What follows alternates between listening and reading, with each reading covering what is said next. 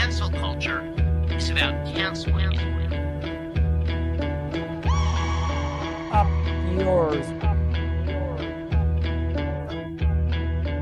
Woke moralists. Up yours. Systematic bullying that's happening. And they believe that they Cocaína.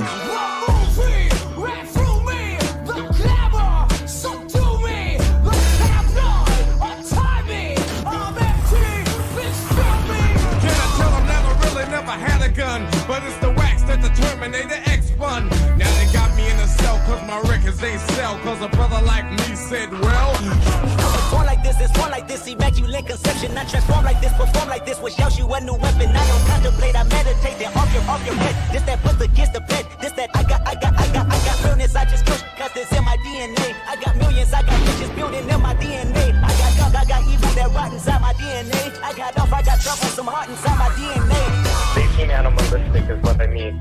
No, they're worse than animals. The woke mob, they ruin everything. They stopped Ben Shapiro from going to events and speaking. They stopped Ann Coulter from doing it. I will never surrender even a single inch of ground to a pitchfork mob. You never cave to the mob. We will never bow to the mob. Ever. No matter what. Do you see the final expression of cancel culture in terrorist groups like We'll see who cancels who. They want you to comply. Hey, welcome everybody. Hello. Hey. We're early today, which means we're only 5 minutes late, and we have a special guest. Brandon Sutton is back. Hey, Brandon. Hey, it's nice to be back. Happy to have you back. Nice to see everybody. Hope you all had a wonderful week. I feel like we really crushed it by being super early this week, by only being, well, I guess 7 minutes technically early. I feel like the audience should be extra thankful because this is our last episode before Thanksgiving, so we're off next week. So this is a present for them. Thanksgiving, what's that? Oh, right. Weird American Canadians holiday. Here don't know what we're talking about, right? Yeah. Isn't that the football day where all y'all watch football with the family? I don't. No, I don't. Relatives gets to talk about racism. I watch soccer. What are you watching? Oh, okay, got it. Yeah. I don't watch anything. I play video games and nap and put up Christmas decorations. You don't make a like fun though. It is, yeah. Do they celebrate in the UK, Brandon? No, but they do celebrate in Canada. They celebrate Thanksgiving in Canada. Just in like October, which is crazy. Yeah. We have a different Thanksgiving. Our Thanksgiving is all about the harvest. Yours is about the Native American genocide. Ours is about the bounty of the harvest. Well, to be fair, a lot of American holidays are about genocide, but we don't like to, brag. I thought Canadian Thanksgiving was about being thankful you're not American. Like I thought, Canadians in October are thankful for the U.S. Yeah, we try to wokeify it, right? At least the good people try to wokeify it in the United States to where Thanksgiving isn't about genocide. It's more about like trying to be thankful for your family and not thankful that we are on stolen land. We try to make it better to make ourselves feel better, but yeah. Yeah, that's true. As a Black American, Thanksgiving is mostly about my most annoying holiday prank, my most annoying family member praying too long at the dinner table. That's a lot of what Thanksgiving is. It's the most annoying oldest member of my family giving an extra long prayer before anyone's allowed to eat. Oh, really? I never considered that. Like people did the whole. I mean, I know some people who are religious pray before every meal, but I never considered that like. People actually do this is what we're thankful for Thanksgiving, and they do the long whole thing, right? Wow. Because my family does not do that. Well, I'm just a little bit more American than most, so I don't know how to say. I will say, I mean, I don't think my family is very religious. I think we're like American religious, which like includes being thankful on Thanksgiving, which is a type of Christian religion. Right. Mm-hmm. Right.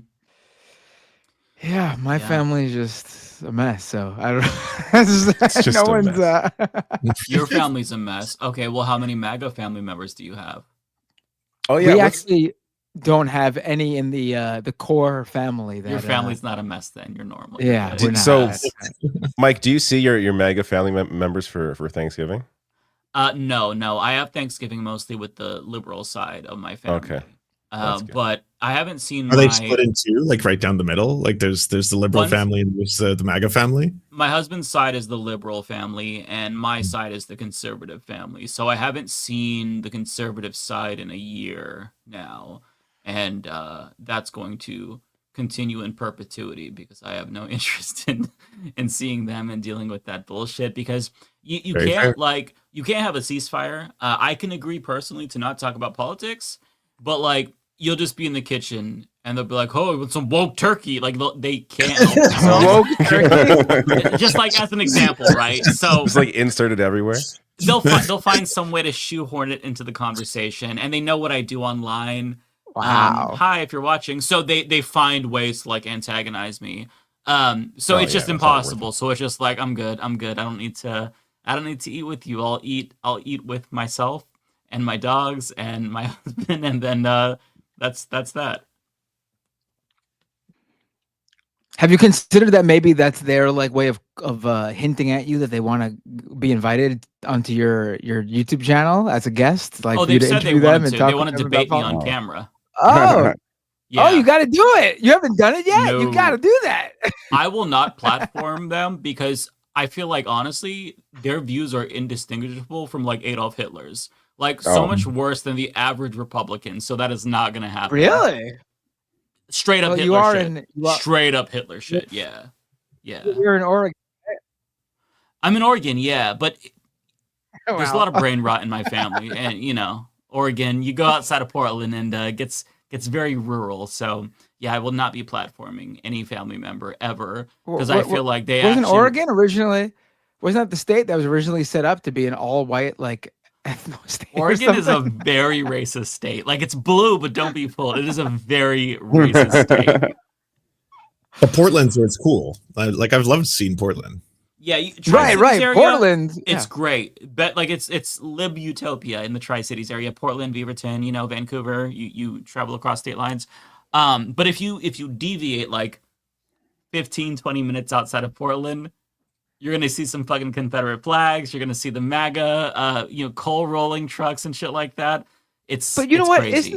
Isn't that every state though? Like I feel like if I probably leave one of even one of the medium-sized cities in New York State, like go upstate, and you probably find plenty of Confederate flags for some reason in New York. But it's all about that heritage that those upstate New Yorkers have, right?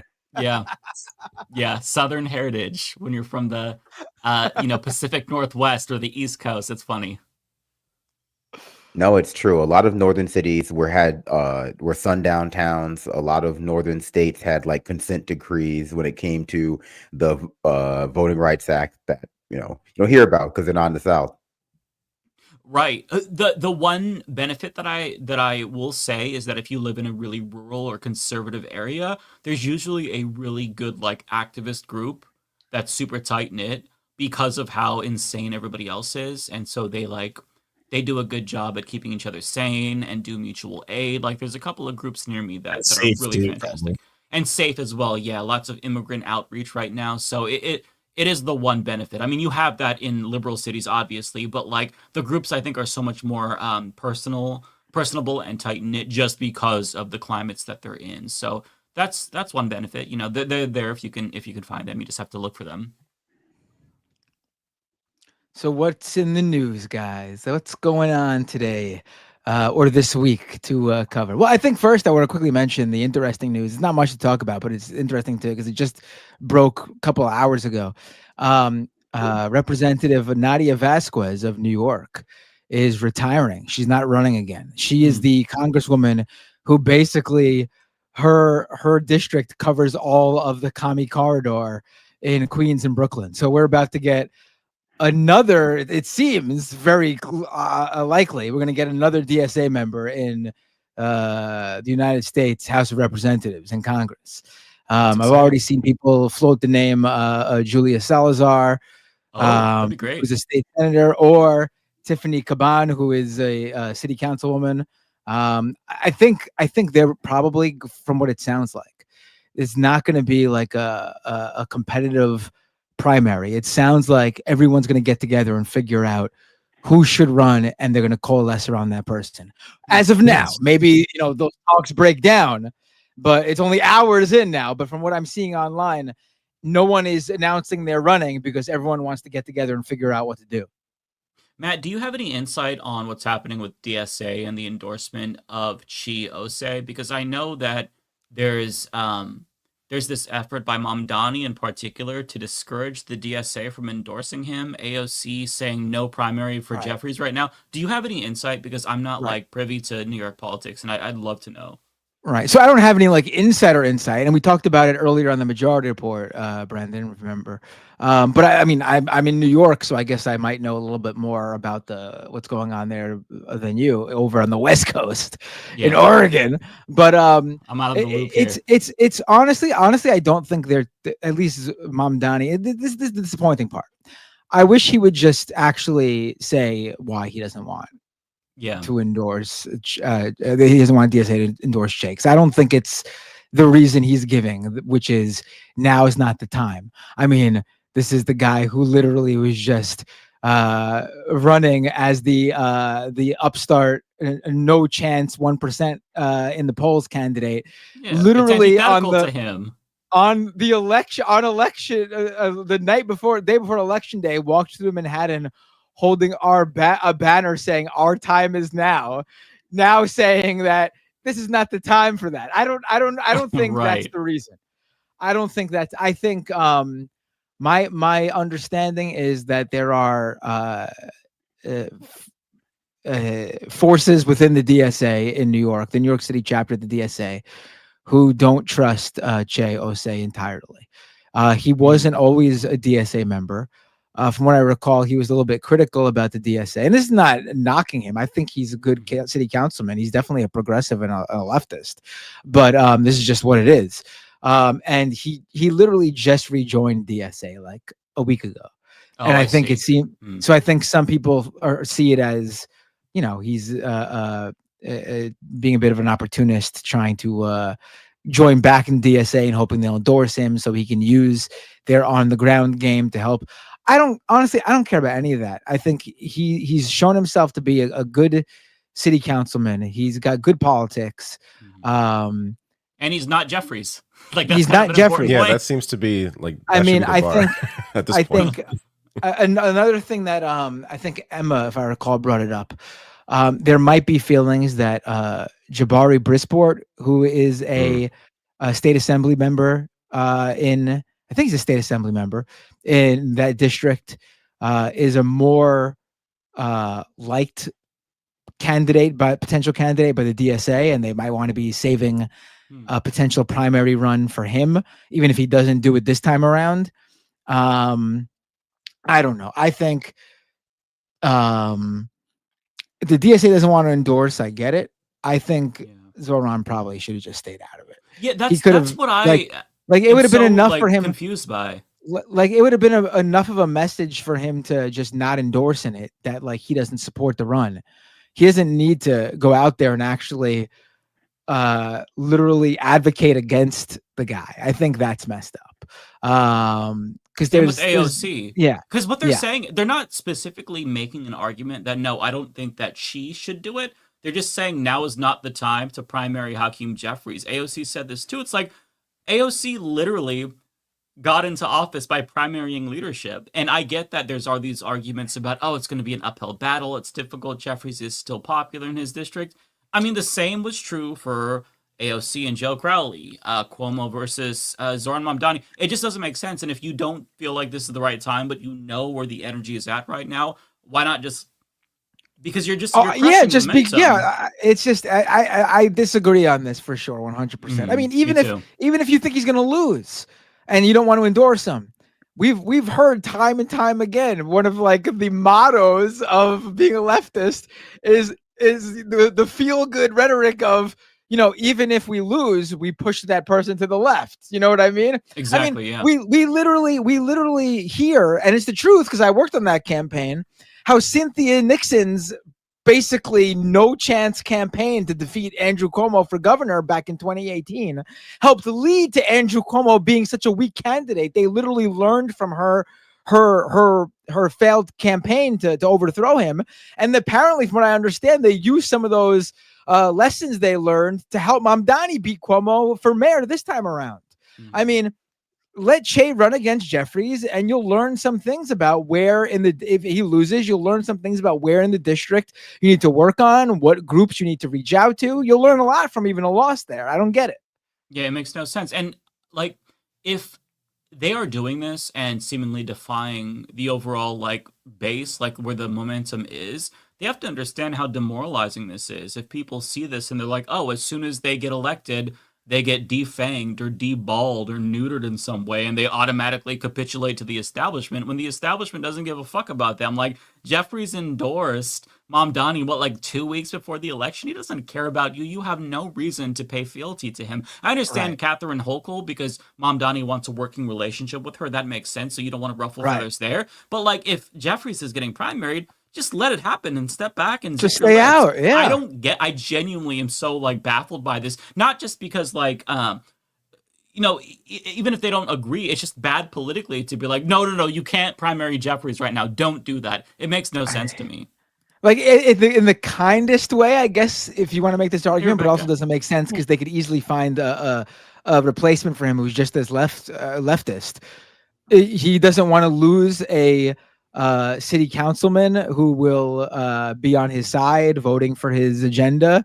But again, Che is going to be, if he won, he'd be replaced by someone with very similar politics. This is, I don't get it. I think it's very, and I think it makes them look not so great. And this is just, I still like Mamdani and AOC, obviously, but I think this is the wrong move. It's completely incoherent with the message that you were just sharing, saying it is our time is now, and then days later going, no, not our time there. It just doesn't make any sense.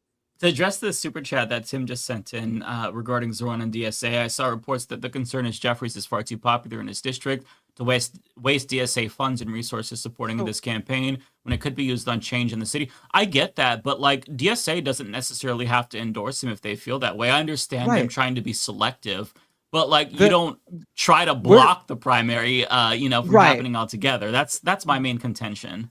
Yeah, we're not arguing that the DSA and Mamdani need to endorse Che. It is well within their right to both of them groups, to Mamdani and to stay out of it. But they're not staying out of it. They're actively getting involved. I mean, DSA has to. So this doesn't work for the DSA, but Zoran Mamdani is actively getting involved to convince Che not to run in the primary. Period. That's one thing he's doing. But then also to convince the DSA not to endorse Che. And I think. I think it's just the wrong move. It's completely against the message he had. If you think Che's going to lose, then just let him. You don't need to endorse him, and that's fine. But just to try to hold him back is completely. I don't get the calculus there. There's another question regarding this that's interesting by Ryan, who says thoughts on Blake primarying Torres. Michael Blake. Torres is terrible, but Michael Blake apparently was at APAC conference and a Johnny-come-lately progressive. I'll take a Johnny-come-lately former APAC speaker as opposed to the loudest cheerleader for genocide in the House right now. That's my opinion. Right. Like, listen, we need to be amendable here. We need to realize that we're not going to have the perfect candidate. We're not going to have a Zoran Mamdani defending his supporters chanting globalize the Intifada in every race. It's just not going to happen. It's just not going to happen. And if Michael Blake is someone who, through the current time period, has learned that, hey, I shouldn't want to APAC support, and I'm going to not take it, and he's running against someone who is literally like APAC's BFF, then we'll take the guy who's decided to follow the way things are moving than the guy who's actively fighting against the way things are moving. Yeah, 1,000%. I actually like this guy. There's a few people running, from my understanding, in Torres' district. There's this LaRouche guy who's run a few times. He's the guy who's like interrupted AOC's town hall a few times. Him, I don't care about. But there's another guy who's running as an independent. I forgot his name, but he actually has a really good platform. He's amazing. And I wish he didn't run as an independent. He should be running. I get people's aversion to doing that, but you're in New York. There is no lane for an independent. I'm sorry. I mean, Andrew Cuomo just probably ran the greatest independent campaign in New York history, and he still sucked ass. I mean, that's how, like, he got like 42% of the vote. That's probably an amazing independent campaign in New York. I don't think any independent candidate in New York's ever got 42%. It's an amazing campaign, and that amazing campaign still sucked shit. You know, he's a real inspiration. He's a real inspiration to you. I mean, but to all your points, I think leftists in America, outside of even just politician, the ones with political aspirations, tend to suffer from the desire to seem reasonable to like liberals in ways that like oftentimes undercut like leftist organization or ideology in the long run. And so I can't blame people for feeling demoralized or demotivated to see like another leftist politician who gets elected, immediately seem to start triangulating when it comes to their message. And that's something to be on the lookout for. But, there is such a thing as strategy. And I always say to my audience, good thing as leftists, it doesn't really matter in terms of what we should do when it comes to like what we should do when these politicians don't follow us. And that's keep agitating. Right, like regardless of where Zohran Mamdani ends up being, that doesn't change what like the leftist organizers need to keep doing. It's just upsetting that they're not always like one-to-one, and they start to take these positions that seem geared towards like winning over centrist and liberals, who I think we have a lot of trepidation with trying to incorporate into our party or not our party into our views, because they tend to be more like amenable to corporate solutions. And so like I do think people are right to be cautious about Zohran Mamdani, like once burned, twice shy. But at the same time, like doesn't stop you from agitating. Don't forget, doesn't stop you from organizing or volunteering or doing anything, which is not to like offload any of the responsibility or the upsetness. It's just a statement of fact that there's never a better time to get involved yourself than right now. Yeah. Another point about this that and to say like, oh no, go ahead. No, go ahead. I was gonna say like we hold like the pragmatic position here, like of our, even with this criticism of Mamdani and the Che Ose situation. Like we're not those like weirdos who are like, Mamdani's not out there espousing Lenin, and we're not taking the tanky position here. That, but yeah, because I actually think he made an understandable, decent, well thought out political play with keeping Tish, the current police commissioner. We talked about this in the majority report earlier today too, where like that's not the fight to have right now. His whole thing was the affordability thing. If he's able to focus on that and not worry about this whole narrative that the city is unsafe because he's keeping the police commissioner that people seem to like, then that's a good move. And also on top of that, I think another thing is like, who is he going to replace the police commissioner with? I said this earlier on the majority report. Like, there's not like a woke police commissioner or like leftist Marxist police commissioner waiting in the wings. There's not going to be a better person to put than the person who's currently there, just to make people feel like, it's a smooth transition where nothing's changing when it comes to the police for now. I think that's the smart move, so he could focus on the more important things, like, the free bus platform, the child care platform, and all those affordability platform planks that he wanted to hit first. That's fair. I think you could do it. Matt. I think you could. Yeah, I was like, Binder, what about you? I should run the NYPD. I don't know if that's all right. No, boys, but I think I know I came in. You gotta be real corrupt with it. But I know I came in super late. But I think that, and I don't know the full details of the story, but I caught up enough. And with all of you guys, I wouldn't be the one, because of course we were all cheering Zohran on and still are. But this was such a terrible look to see how if that were to happen to him and somebody who's running or doing anything and somebody would have come in and stop him. Well, they already tried, but in that way, if you had the power to just block it, but to see that you done came from somewhere, you don't came from a little bit of a struggle. You know how it was in the beginning for you, and then this is how you're starting off to try and block somebody because there's, to protect this other seat because it's just better and we don't want to have somebody else do. But it's like, no, we don't know that. I mean, the optics, but then we don't know that. And here you are blocking that for somebody else. That's not what you said you stand for. So that is a terrible way for us to see you.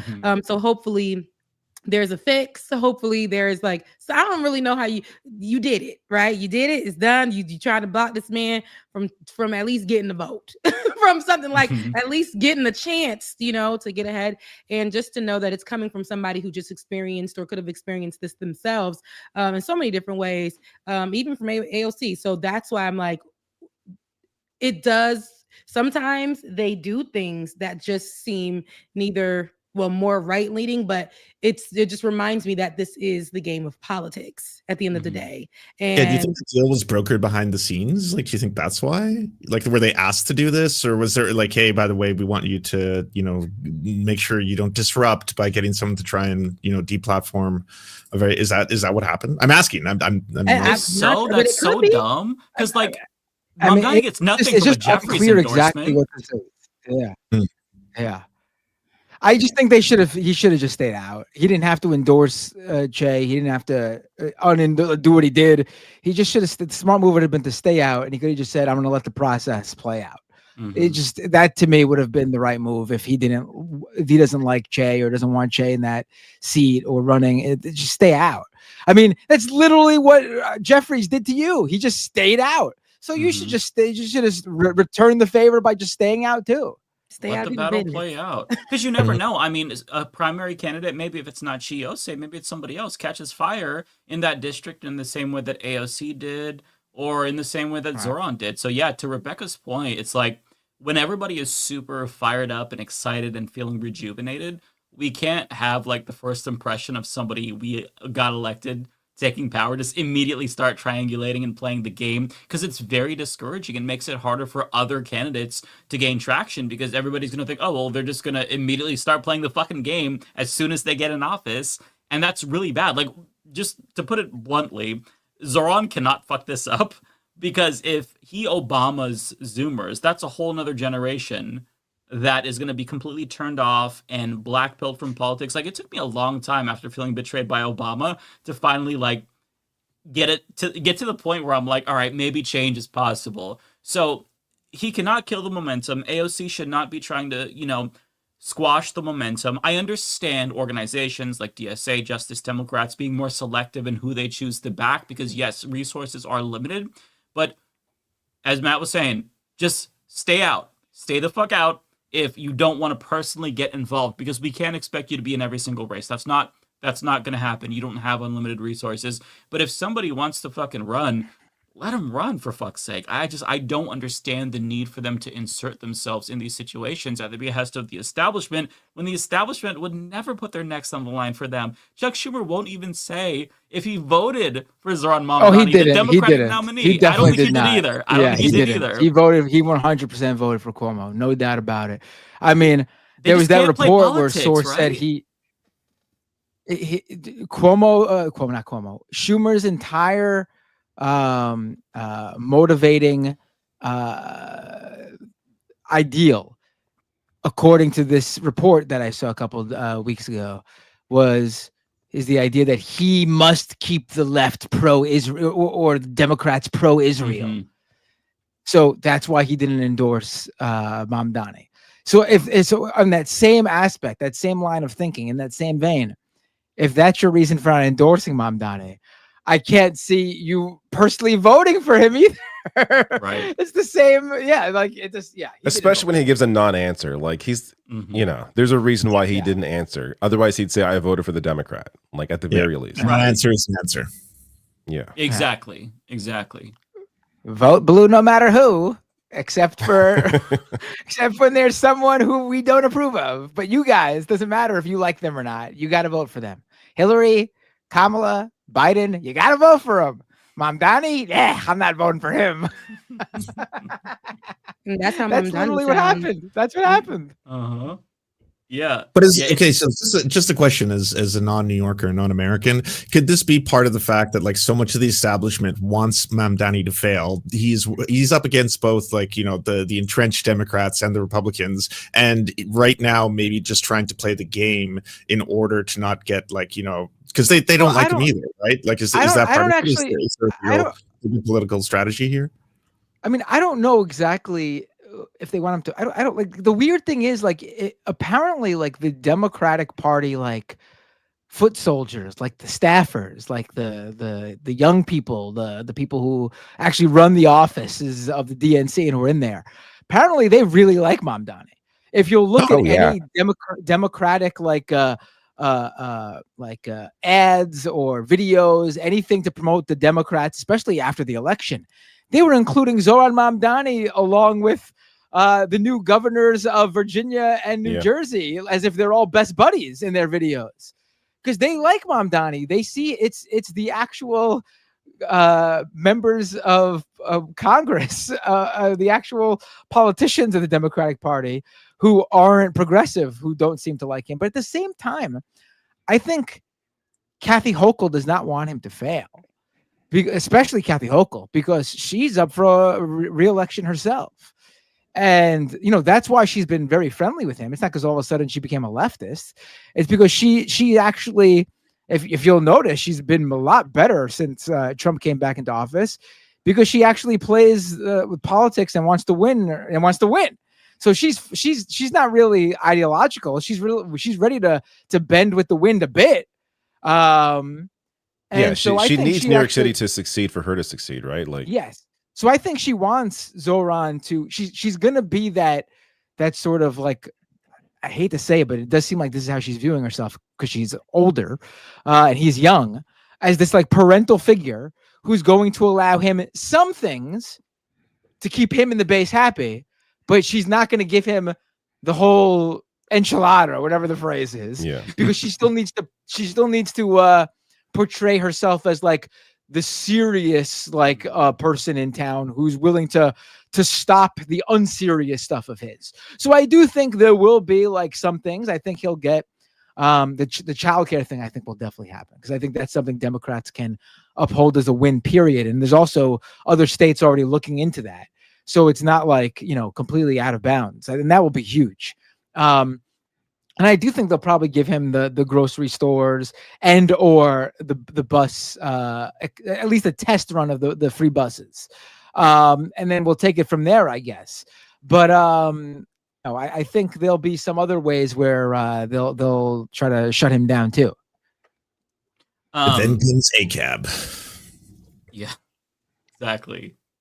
On the subject of Zoran Mamdani, David did a video about this, but I had to talk about it here as well because it's so perfect. Of all places, Polymarket, they shared the best rage bait I've ever seen regarding Zoran Mamdani. So they tweeted, Zoran Mamdani to require all New York elementary school students to learn Arabic numerals. And I just scrolled by this, not really thinking anything of it, because it's like, LOL, this is such an old ass joke. But the response was so fucking insane. How many people started reacting to this? There's screenshots like, things are bad when you can't tell if this is real or a joke. Dear God, it's real, isn't it? Disgusting American kids should be taught American numbers. American. My favorite here. Hold on. The Letterman guy is a troll. He's in on the joke. Oh, okay. Because I saw the response to Laura Loomer, and I wasn't sure if she was joking. She deleted that. I've tweet, also though. seen this. She deleted that to put out a new joking. one with winking faces. So I think she was fooled, and then she didn't want to seem like she was fooled. Okay. Right. This Asmongold video, I've seen this. This feels like him being in on the joke too, even though I think he's in on it. In on a joke. Yeah, He is okay. Yeah. Because you can't. Yeah, he does feel it a like lot. even for him, there's no way. But I'll just play it. But that makes me feel better, honestly, knowing that he's in on the joke, because his audience might not how can realize you it though. Dami is expected to Right. That's very true. Right. But how? How like I don't know how you can't not know. Like this is insane. But People, like, I think we really need to understand just how, and I say this as someone who is a big people person. We need to understand just how dumb people are. Right. It's just the truth. Ignorant. They need things explained. Yes, ignorance but is it's an also extra way to like put it. it's ignorant, yes, but also dumb. No, but I mean, like that's like a thing that you're like even like it's not like some like left wing thing either. Like even the capitalist business world that these guys love so much. I learned in like business stuff with like doing like in school and stuff. Like you must always make your marketing, your instructions, your onboarding experience, you must tailor it to your lowest audience member. You have to just assume that everyone who is your audience is just coming in at the most baseline kindergarten level, and that's the audience that's the audience all the advertising and everything needs to appeal to, because the smarter people and everyone up the line will just get it anyway. I agree with that. Actually, when working in media, they actually teach you that in journalism. When you're communicating with people or you're communicating any type of information to people, whether it's a joke or whatever, you gotta even if it's just the facts, the story, you gotta give it to them, because most people are not that well versed. They're not that educated. They don't receive information. If you use a word, it'll throw them off. A lot of people aren't able to receive it, so you got to talk to them, lay it down for them to receive the information, and that's how they'll take it. So if you throw like sarcasm or something to these type of people, they're gonna be like, they're probably not gonna be able to receive it as what it is. I did see this is not the only place that I've seen this. This, I guess it was the same sentence or whatever. The breaking news, he's gonna teach all. This was like a week ago. I saw this same thing trending with on Threads. Oh, okay. So I guess this was a meme so they going probably, around. Yeah, I don't think they probably stole the Polymarket wasn't the first. Well, I've got to give Asmongold credit. To me, the because real his issue acting is good why here. To me, the real issue. Oh, no, go ahead, play it. I think we're breaking up. That's why I'm. Okay. I'm interrupting. I'll Go play ahead. it real quick. It's super short. It's like 20 seconds, but his acting is pretty good. It had to be convinced. New York elementary school students to learn Arabic numerals? He's not acting good. Mike, what are you? Look at his mouth is wide open. His eyebrows are going all over the place. He's clearly trying to act. It was the whole, it's happening so fast. I'm like, oh my God. It's oh my happening God. so fast.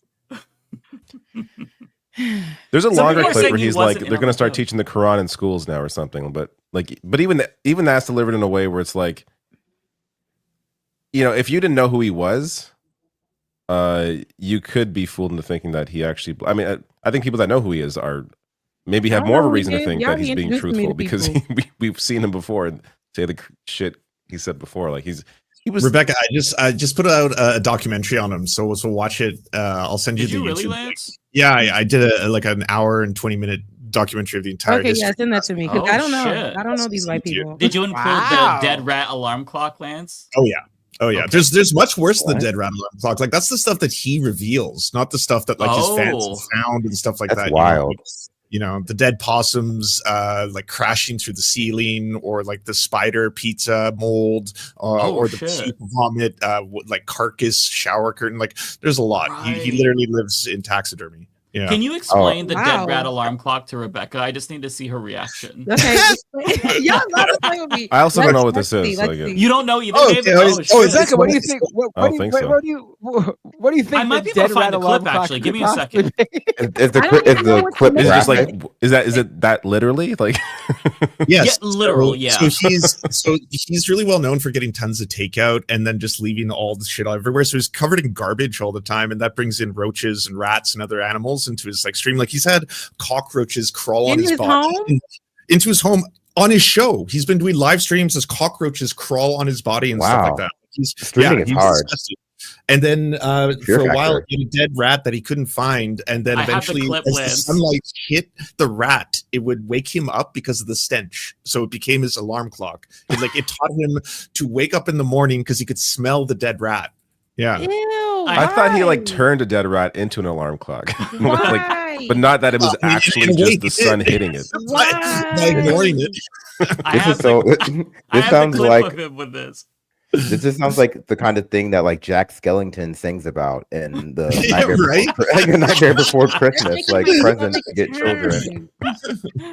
Okay, I'll play. This is his explanation of the alarm clock.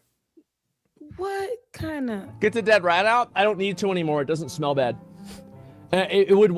The thing is, I used to use a dead rat as an alarm clock actually for my stream, because basically what happened was, whenever the sun would come up, it would start cooking the corpse of the rat, and then it would start smelling again, and then the smell would wake me up. So I would use the rat effectively as an alarm clock, and as soon as it, you know, it got hot enough, it would wake me up, and then I would know, oh shit, it's time to stream. Oh my God. That's not even the worst. Like, I had to do a deep dive into his whole history, and like, you know, he has 6 of his original teeth. I don't know if you knew about that. You know, like, all the teeth you see are fake teeth. Yeah, because he lost a lot of his teeth from having soda, not brushing properly, and stuff like that. I can't imagine him brushing his teeth. He has to chase water with soda. Yep. Yeah. He's someone where like I can't knock him for the soda stuff. But he should brush his teeth. He's someone where I truly don't understand his appeal. Like I don't understand why people want to watch him. Because like, he's horrible to look at. He's horrible to listen to. He's stupid. He looked like, what is this? Jesus. Ew. Everything is just ill. Like I don't even. My stomach. He's gone 3 months without showering, and then recorded a video to explain what the process was like and how it affected other people and stuff like that. Yeah. Maybe his appeal is just like he's relatable to like half Americans. Like, yeah, I mean, I think Oscar the Grouch is like a lot of people's favorite Muppet. Or is he a That's Muppet? True. Or He was my favorite. Right. Like, yeah. and actually, I'm not like super steeped in this lore, but when you describe him and he describes it, it sounds like the kind of stuff that was in cartoons when I was a kid, like with those like Klasky Supo type cartoons, like Real Monsters and stuff like that. Like that's the kind of lifestyle he's living. Garbage can living people. Yeah, but people like that. Yeah, but those are cartoons. Don't bring Oscar. Oscar, we love Oscar, right? But this is crazy. Like this right here is insane. Like doesn't that do something to your insides? Is that not toxic? Right? Yes. You are it's forcing yourself into living a certain kind of way people don't want to live, right? That are forced to live. You are just saying, hey, I'm going to try these things out. And it's part of his personality. Is it possible that he's actually like dangerous? a secret genius and he's really clean? He bathes every single day, and this is That just the could character possibly he be plays. true. That's probably his house where that he would make me streams feel from. better. There's been IRL streams inside his house with other people where they film it. It's as disgusting as you think. Like it's So bad. he wants to live with the roaches? Like he does that on purpose? Like he wants to. He is. It's part of the thing. Like you can't shame him for this stuff. You can't call him out for it because he's not only like he's fine with it. He gives it out. He's the one who tells people these stories, right? Like it's not as if like you know this is like it was uncovered on Reddit and people found a camera angle and then they're like, oh, there was a roach in the room or something. You know, it's part of who he is. Like if the roach comes, he's like, hey Bob, just Bob, and he continues to stream. I cannot. Oh, It's wild. It's wild. Wow. Binder was so disgusted he left. Yeah, I don't no, blame him. he knows his camera acting up. Somebody probably told him in his chat his camera was acting up. He was delayed too. I was curious to get your guys' take on the Epstein files because, you know, it seemed like it was never going to happen. Finally, they had the discharge petition pass, and then my thought was, oh, this is never going to go to the Senate. And it goes to the Senate immediately, passes by unanimous consent, which for those who don't know, that doesn't mean that every single person voted on it. They just put it up for a vote. And if anybody objected, then it didn't pass. But if nobody objected, then it passes. And then it goes to Trump's desk, and then he signs it immediately. So this can only mean that they're fucking with the Epstein files, right? Like them redacted files. We ain't getting. They're taking his name out. Down to the bone. No way. That's right. There's We no got way. no meat on them bones. Okay, they're giving us nothing. nothing. Dead Mike, you see weight, what Ken nothing. Klippenstein put out just based on the language alone of the actual bill that got signed? The word unclassified was included, which means in the interest of national security, they can redact anything they want. So when it comes out, what you're going to get is it's going to have some new dirt, and it's only going to be stuff, I think, that incriminates Democrats or Republicans who've been thrown under the bus who aren't loyal enough to Trump. So you might get some stuff on Clinton, you might get some stuff on some other Democratic insiders, but Trump will never release documents that damage his like presidency or reputation. Like that's never happening. Right. So with a lot of this, you see that what was it last week? We did make we had somebody on here, I forget his name, friend to the show, who made the prediction that, you know, and I agree with him that Donald Trump will be cutting somebody. And because of these Epstein files and things, Marjorie Taylor Greene has been on his hit list, and now they ain't friends no more. And we've seen that public spat all online. And now she's trying to turn a corner and be like, I too was hurt by Trump and lied to by Trump, just like you. And it's like, girl, stop it. You were not hurt. You benefited from Donald Trump. You actually also, before you went to go sit at The View, you were pushing something that was anti-immigrant. You literally, everything that you do is nasty. You talked about the shooting of children as it being something fake, had a whole Facebook page about it, all of this stuff. And then you're saying that you won your seat fair and square without any help from Donald Trump and all the things. And it's like, sis, let's be for real. And now you feel like your life is in danger. And then the first thing was you went against him by saying that you were going to have to pay more. When you found out that the healthcare for your kids, you were going to have to pay a little bit more. And then your take on the Epstein files, all this stuff, you started running your mouth. And then now it's like you're saying you were lied. Now basically the scales have fallen from thine eyes. Girl, please. Like, it's like this interesting take and seeing how now she wants to be on the other side of it. What really bothers me is that these are the moments where I see all the people that be like, vote blue no matter who, start to see purple. And then they start to be like, oh, you know what? Like I've seen this online, and I went through like the comment section, and it's a lot of young folks, and it's a lot of the white boob bracelet ladies. They're all like, you know what? Like, but hear her out though. Like, welcome I to the get resistance, it, and Marjorie. I get it, but she just really went through so much, and I think this actually takes courage. And I'm like, y'all, it takes nothing. Y'all. She was accusing Democrats of controlling the weather like last year, right? She's still doing last that. November. Well, a lot of, I think like the Trump Epstein relationship is the biggest condemnation of our two-tier justice system, because he's not even really good at lying about it. And so like people like Marjorie Taylor Greene lied to themselves. Like this is an example of people gaslighting themselves about an obvious reality because it just doesn't fit like their view of the way like the world should work when it comes to like rich people and their inherent morality or their inherent intellectual superiority. And so Trump has never been very forthcoming in his desire to like release the Epstein files. He's been very conspiratorial in other ways. He surrounded himself with other people who have said things like that, like Kash Patel and Dan Bongino. And then back in 2016, he like criticized Bill Clinton. But a lot of his audience have like latched onto the Epstein files and ignored how compatible with that world Donald Trump's other behavior, even irrespective of like the evidence of his relationship with Epstein.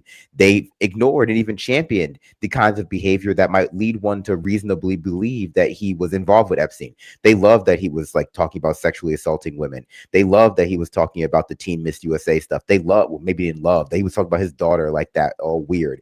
And for whatever reason, they just chose not to put two and two together because they wanted to use like Epstein and the Epstein list, like Pizzagate, as some sort of example of how they're better than like leftists, how they're better than Democrats. But Donald Trump is like very bad at lying about this.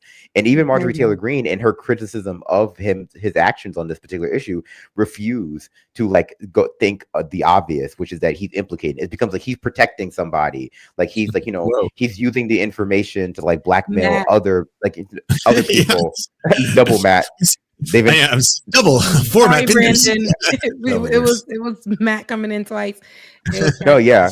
But I mean, that's just the whole rub. Like, I'm having some computer problems right now, so I'm having connection problems. So I don't know what happened there. But this may sound conspiratorial to me, but the whole investigation from the White House standpoint has been tainted to me.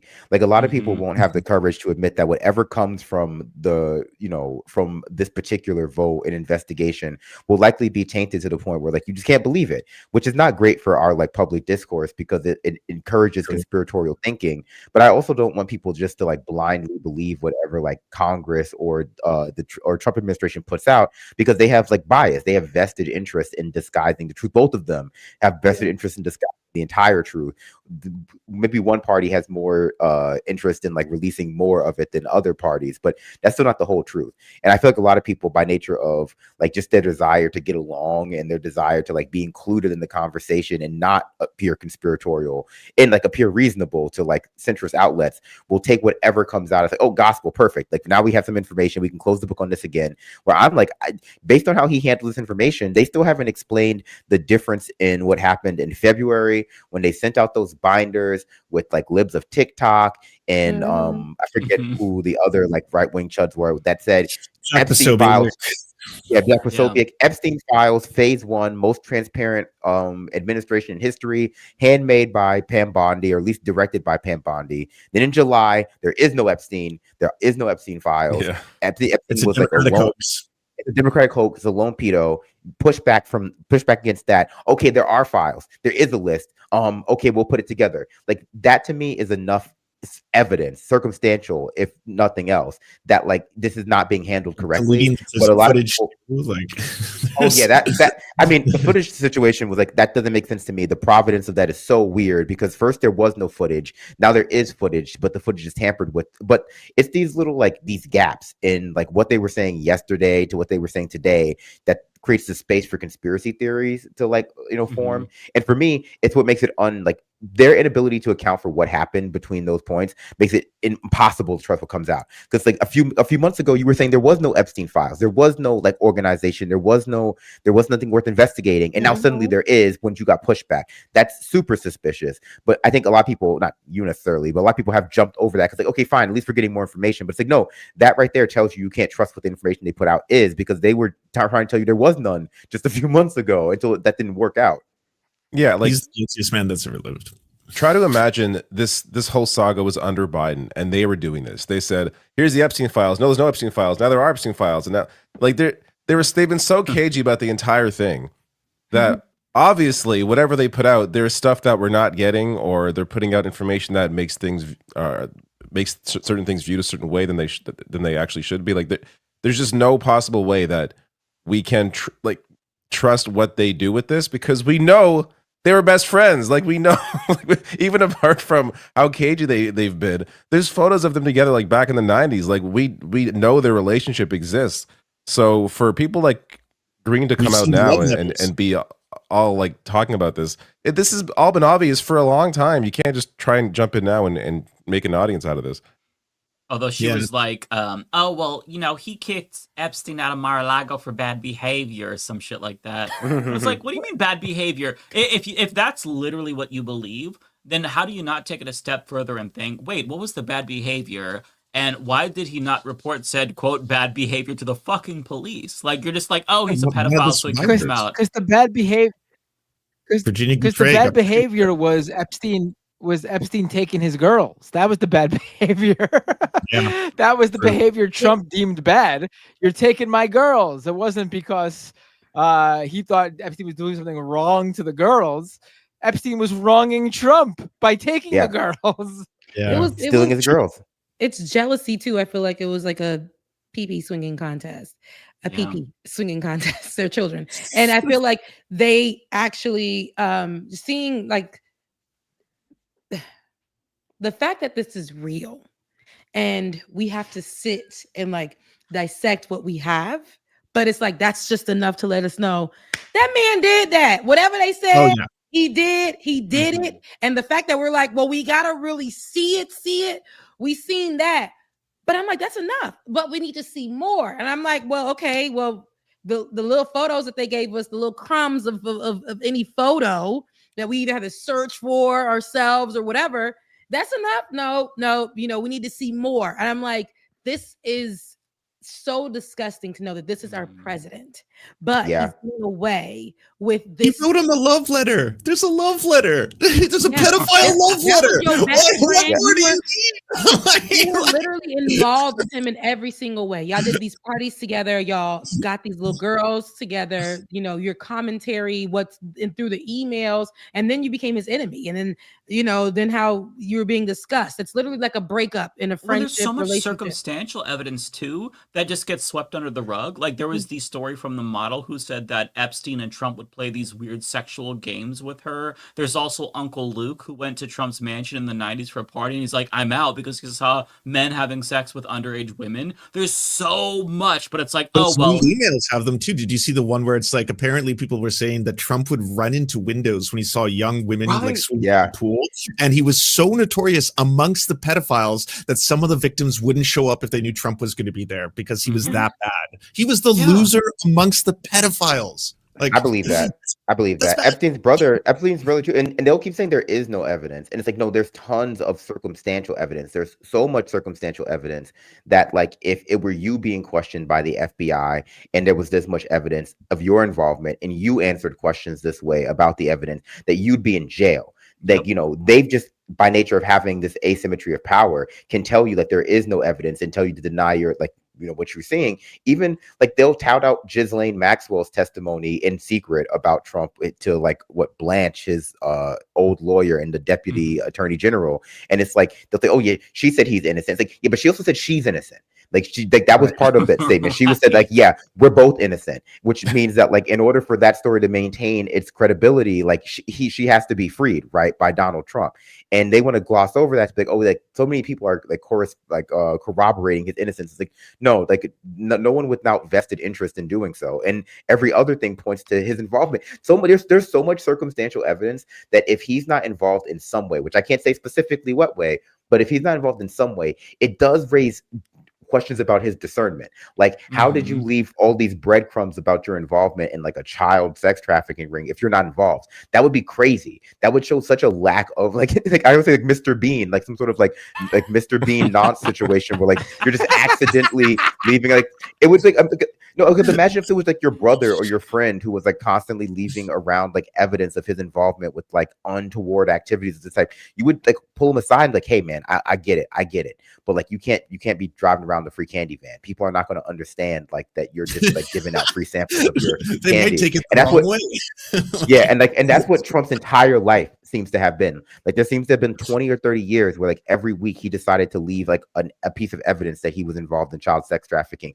But oops, that's not the case. Just a happy misunderstanding. That's crazy. I think that would be a bigger condemnation of his like decision making. Someone in the comments, Captain Autobots was like, weren't they trying to argue at one point that they couldn't release the files because they have to protect the victims? Yeah. I remember that. And I'm like, see, the goalpost is always going to shift. It's going to change. And it's like, they're not taking the victim seriously. They don't give two damns about the victim. And now we see even Marjorie Taylor Greene, she's trying to flip and become the feminist now. And it's like, what we need to do is think about those women. Girl. I know.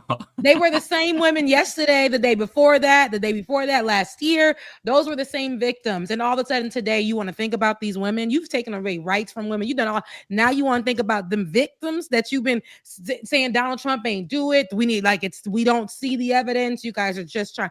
Remember, you was holding them down 10 toes. Now. Well, Republicans have a hard time with this one because they ultimately don't disagree with the underlying like belief system that like causes this kind of organization to exist. They like dominating women because it gives them power. They like dominating the marginalized. They love like trafficking in secret organizations with power. And so they don't really disagree with any of this. They've just latched on to the Epstein conspiracy, just like Pizzagate, symbolically for like what it means in their ability to like negotiate supremacy over Democrats or over the woke left. But they don't like most of them don't really care about it. There are a few like, members of the Republican Party who want to use like the protection of women to advance like like white supremacist goals and things like that, because it's like deeply tied in that. But at their core, they don't care about like women's bodily autonomy or even like keeping like women safe. And when it comes to like the Republican Party saying that they want that, like that's where it becomes extra suspicious to me, because I know that's not the truth. Like I forget who was saying it. Maybe it was just one of like those right-wing content creators who was going like, you know, Trump doesn't like young women and Trump really like respects women. I was like, you sound foolish. Now like that, like that's not the lie. That's not the lie right there. Like, you know, that's like when they said there was no Epstein. That's like Republicans are really bad at lying because they go full denial of reality. And now if you said Trump likes young women, but not like illegally young, that's believable. Saying he doesn't like young women is a lie. Are you talking about saying Megyn you want to Kelly? protect, yeah, like yeah, it's like that. Yeah. Like no, it might have been Megyn Kelly. Like a lot of them have. He was into the barely legal types. That's how she put it. I was like, that's fucking gross. That was gross.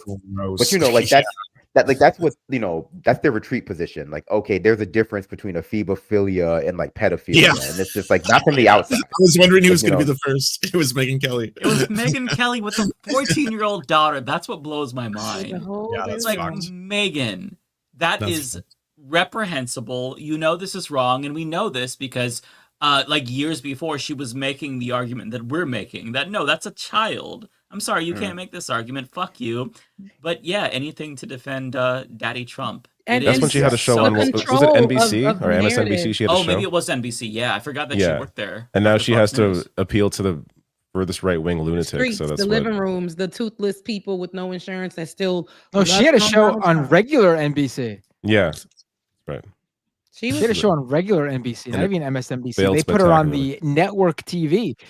Yeah, that was after she had her like, own. Trump show. She had her own hour on the Today Show. Mm-hmm. She had her own hour on the Today and Show. to Rebecca's point, by the way, for any weird Democrats or libs who are believing Marjorie Taylor Greene's lies, she campaigned with Matt fucking Gaetz. They're besties. All right. She has no problem with pedophiles or pedophile adjacent weirdos. Like, come on. She is like, and has she undone any of the transphobia, homophobia, racism towards black people, indigenous people, anti-Semitism? Like, her history is the same. She's just now being like, oh, there's a pathway with the America First crowd. I'm going to go down that lane and separate from MAGA because it seems like MAGA is a little too pedo tainted at the moment. So I got to switch gears.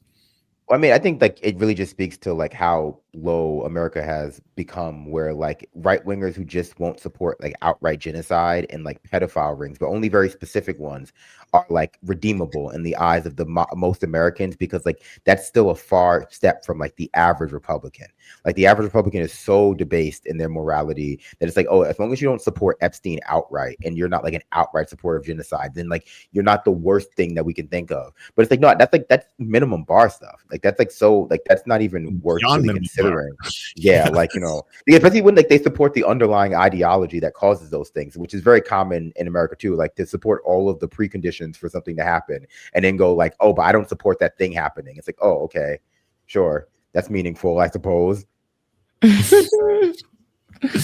You shouldn't be allowed in general society if that's like your base level that you can't clear. I'm like, I can't condemn the world's second most notorious pedophile ring after the Catholic Church. But now it's okay. You know, these days, we actually had this like argument on Ole and Friends. Well, not an argument, but this conversation. But we tried to. But there was like now. I think right now specifically, it's this control of the narrative that they have to have. So whoever are their friends who work within media and who were well respected at one point in mainstream media, whether they were on the right-wing network or the progressive networks, there is a journalist. If you had that space in mainstream media as a TV news journalist, you were respected. And at one point, Megyn Kelly was a well-known name just in journalism, period. You just knew her. And now to see her with her 2 tracks, lips done, cheeks, all of this whole different look and what she's trying to appeal to. Outside of that, it's really just making sure that when Donald Trump reaches out to these people, they're going to be considered the good media and not fake news. So his control on the narrative is to have Megyn.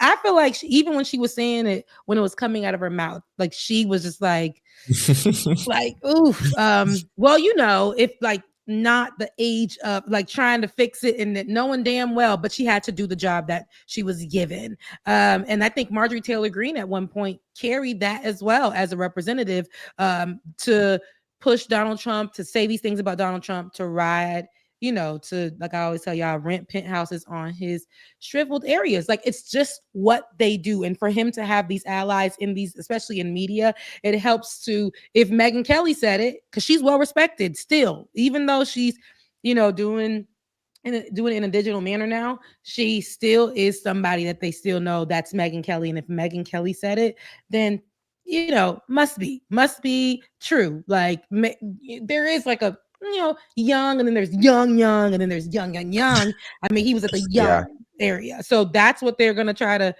come out with. A lot of legal, all illegal though. They're like, there are sentencing enhancements for younger, for sure, but it's all illegal. So I mean, I think we gotta get Chris Hansen on this. Chris Hansen is the only person who, like, we can handle. Take a seat. Bring back Chris Hansen. Put him on the trail. He never left, technically. Tara sent me this stand-up from a comedian who. This guy's amazing. Yeah, I love him. This is the standard. What's his name? Gianmarco Soresi, I think. Soresi, okay. He's great. Yeah, everything I've seen from him is fantastic, but this is apparently about the Epstein stuff. My friend was like, "Oh no, we cannot listen to R. Kelly. R. Kelly is a pedophile." And now here's the thing, and just hear me out for 1 second. Technically speaking, R. Kelly is not a pedophile. Just give me 1 second. I promise this goes well. Just hear me out. The term pedophile refers to people who are attracted to those that are prepubescent. Then there's something called a hebephile. That's people who are attracted to those in the early stages of puberty, like 11, 12, 13, 14. And then there's something called an ephebophile. That's people who are attracted to those in the later stages of puberty, like 15, 16, 17, 18. But I think the reason we don't make those distinctions is because it's very hard to explain the difference without sounding like a pedophile. My girlfriend was like, "Oh no, we can." Pretty much. Yeah, I mean, right. I mean, so they're gonna try. That's basically what Megyn Kelly was trying to say in a way, but she couldn't probably say the words. But we don't know those words to say. But I'm pretty sure that that's. Not, I'm pretty sure I've seen it, and it's so stupid. I've seen it online. R. Kelly, Diddy, all of them. Like, they just try so hard to reach with dinosaur arms for, like, trying to humanize these people and make them palatable and make it seem like it wasn't that bad. But there are people who have trauma scars, who have to go to therapy every day, people who are harming themselves because they relive this moment all the damn time. The people that these monsters have hurt, they, you know, they're the ones that have to see this play out and be told that their stories don't matter by representatives, by the media, by the president of the United States, right? And so it sucks to see that people will sit around and say, you know, you might hate the messenger, but there's a, like, they saying, like, you know, she wasn't that young, you know, if she can get it. You're crazy. Like, blocked, call the police. I'm sending them to your house right now. Check those hard drives ASAP. Yep, absolutely. Check Clay Higgins' hard drive ASAP, by the way, who was the sole vote in all of Congress, technically, to vote against the release of the Epstein files. Did he ever say why he chose to do something like this? He said that, well, I mean, I think he just didn't get the memo that they were all changing their votes, and so he just, like, got left behind on that one. But he said it was because it would, like, establish a slippery slope where, like, public demand for, like, information would override the, like, legal rights of victims. He played the, like, victim card again, where it's like, we have to protect the victims, and we have to ensure that people who are not just the victims, like the people who were sexually assaulted by Epstein and his compatriots, but the victims, like the people who might be subject to false allegations just because they were hanging out all the time with Epstein, but were not part of the the trafficking ring. But I mean, to me, that like that logic has never made any sense. I guess in the case of like releasing the information, it makes a little bit more sense. But they were trying to use that argument for like why we should close the case altogether a while ago, where like there are just too many suspects. There are too many suspects because Epstein surrounded himself with too many rich and famous people, and so it would be too deleterious to society to like investigate all of those people because there are too many of them. So we should just let it all go, which is not how like crime has ever worked, except for in cases where like rich people are implicated. Like I think a lot of people see the two-tier justice system, but they don't fully understand that like the kinds of impulses that are built into that organization or like underpin that organization underpin a lot of our society. Like Western society is also very pedophilic, generally speaking, and the way in which we construct like ideal femininity. Everyone is always talking about how like 21-year-old women are too old, and everyone's always talking about women shouldn't have any hair or any sexual. Michael Tracy and Richard Hanania, like they both started just going straight into like all men are attracted to 17-year-olds.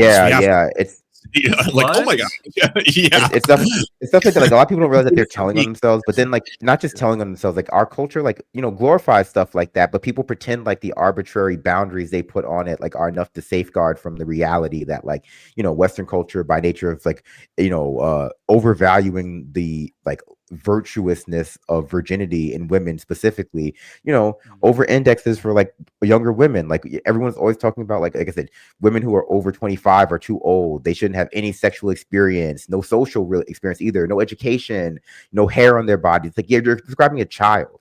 And just going like, no, I'm describing like an 18-year-old. Like, no, you're describing a child, my friend. You can arbitrarily decide that like it only applies once they turn 18. But like those are the values of the society that we live in. And people just want to imagine that like, oh, but as long as we establish an arbitrary baseline, it will like override all of the other values that like underpin people like being attracted to minors. And now we have Trump as a president and people are running interference for it, but people still aren't engaging with the ways in which like we fetishize like underage women specifically in our society. Right. And especially like the thing that's so crazy about all this is to see them make these arguments and make these soft defenses for pedophilia when like the last 5 years they've been calling all LGBTQ plus people groomers. Like every trans person or gay person who's just in the presence of a child, if they're on your television screen, they're immediately groomed like that.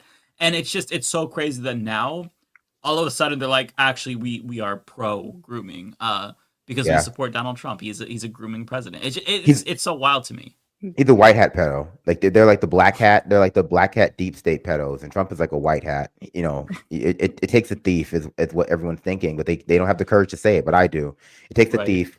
We have a lot of like deep state pedos, like Alex Jones is always telling us about. So we need like Trump to get in there and like a truffle pig, snuff them out. And then he's the last one. He's like the last. He's like the last one to go to jail. Like that's just how it works. He turns the lights off. He's the Dexter of pedos, right? He's gonna use his pedophilic sense to take down all of the cabal. He'll take down the rest. God, I just want to point back to the Clay Higgins thing really quick. I just want to remind everybody that Matt Gaetz was the sole vote against human trafficking. I think this was in 2017.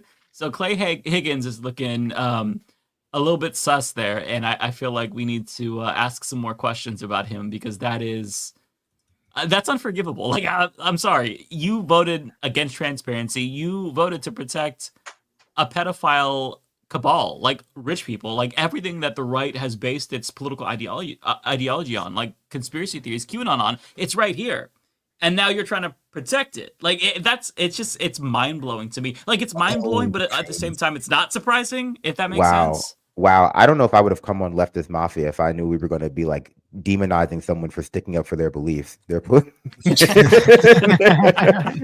very specific political beliefs. I don't agree with you, but I appreciate the passion. Yeah, what a waste of oxygen. The amount of time spent on like, is pizza a code or is it a cryptex for pedophilia? And now we're in a situation. The Wayfair stuff. The Wayfair cabinets. The Wayfair stuff. We have the emails. They would just be like, let's go do a pedophilia. Do you want to meet they now? weren't speaking in code. It's crazy. Yeah, there's no codes. We're just like, let's go here. Let's do pedophilia. Okay. The fact that they were writing that shit down, because my expectation was sent that from iPad.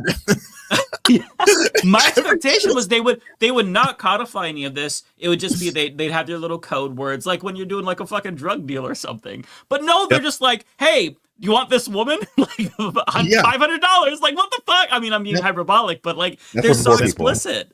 Yeah, like, codes are for poor people. The only weird part is that Epstein, like by nature of being rich and disconnected as he was, were really too connected. Like all of his missives are written like the kinds of audio and like written logs you find in like a Dead Space style game. Like they're all written like a person who's like slowly losing their mind as a result of like the rage virus, because they're like tons of ellipses, tons of like too many spaces. He's just like Trump 75% there.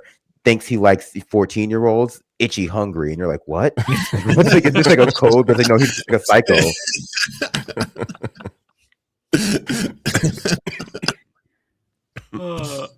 So I wanted to also we can play clips if you all want, but Trump had a meeting with Mohammed bin Salman, the Saudi crown prince, and this might be actually more unhinged than the Zelensky meeting with JD Vance, just because of the way that he got in front of, a question that a reporter asked about the way that Jamal Khashoggi was bonesawed, and the way that Trump addressed this reporter was insane. And that's like the second time he had an unhinged reaction to a reporter. Like this is the same week where he literally said "quiet piggy," which even though it's Trump, that is still so absurd to witness. Like this grown ass fucking man saying "quiet piggy" to a journalist. I just Quiet piggy?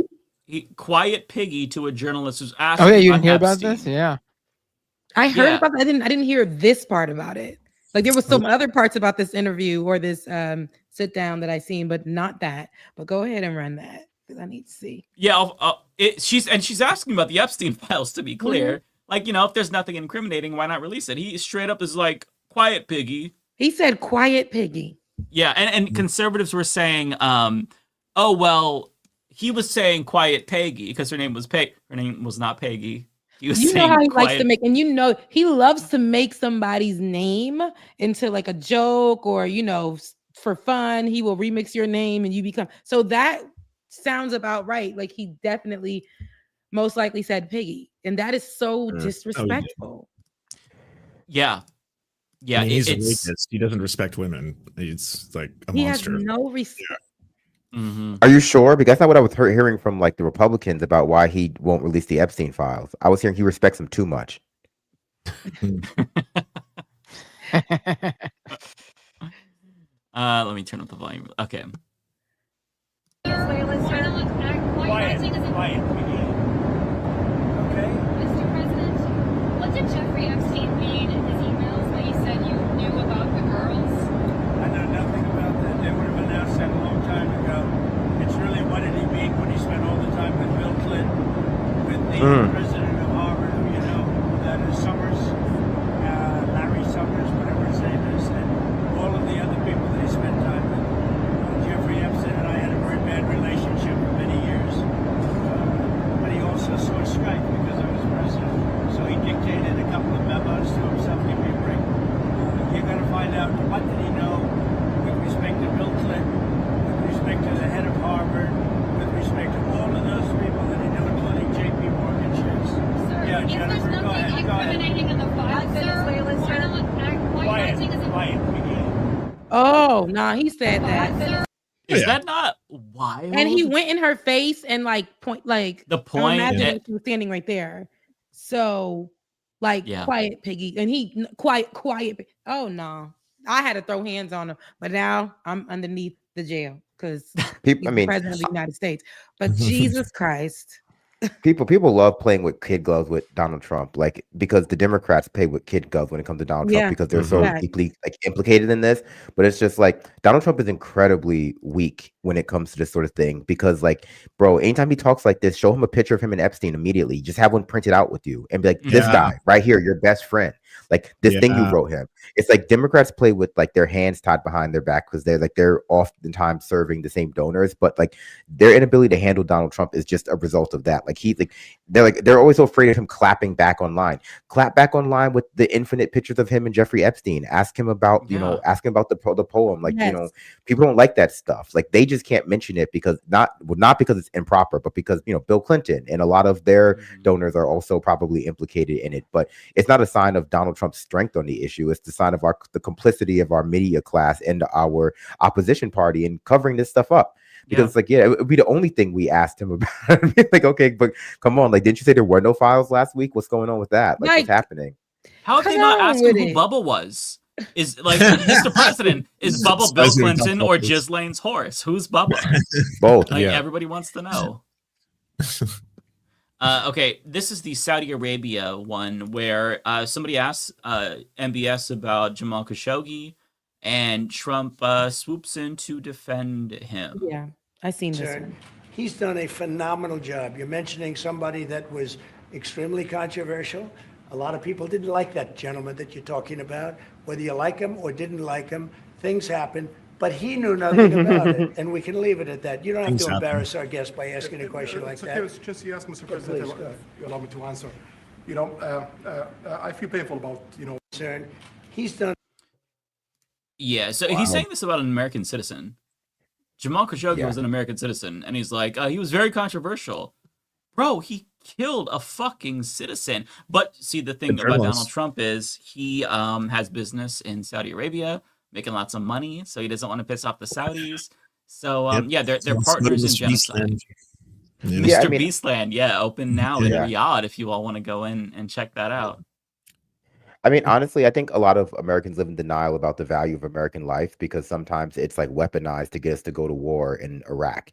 And so a lot of people just don't realize how cheap it is to our political class until like something like Jamal Khashoggi happens, or if they remember that, because it impacts them as a member of the press, or, the COVID pandemic kills 1.7 million Americans and no one cares a year later. And at least no one in the media seems to care a year later. But American life, if it can't be used to like go to war in the Middle East, completely like valueless. Like American citizens are killed in Israel all the time by like the Israeli government. Like this sort of thing happens, but a lot of Americans, I think, live in denial about the dehumanization of other people being like obviously just part of like the way in which we dehumanize Americans too. And like, so like, they just think that, like the members of the press were very upset about Jamal Khashoggi being killed by, the Saudi Arabian government. But that's, in direct contrast to the way in which they were kind of like complicit in like the death of other journalists and or at least the silence around the death of other journalists in Israel.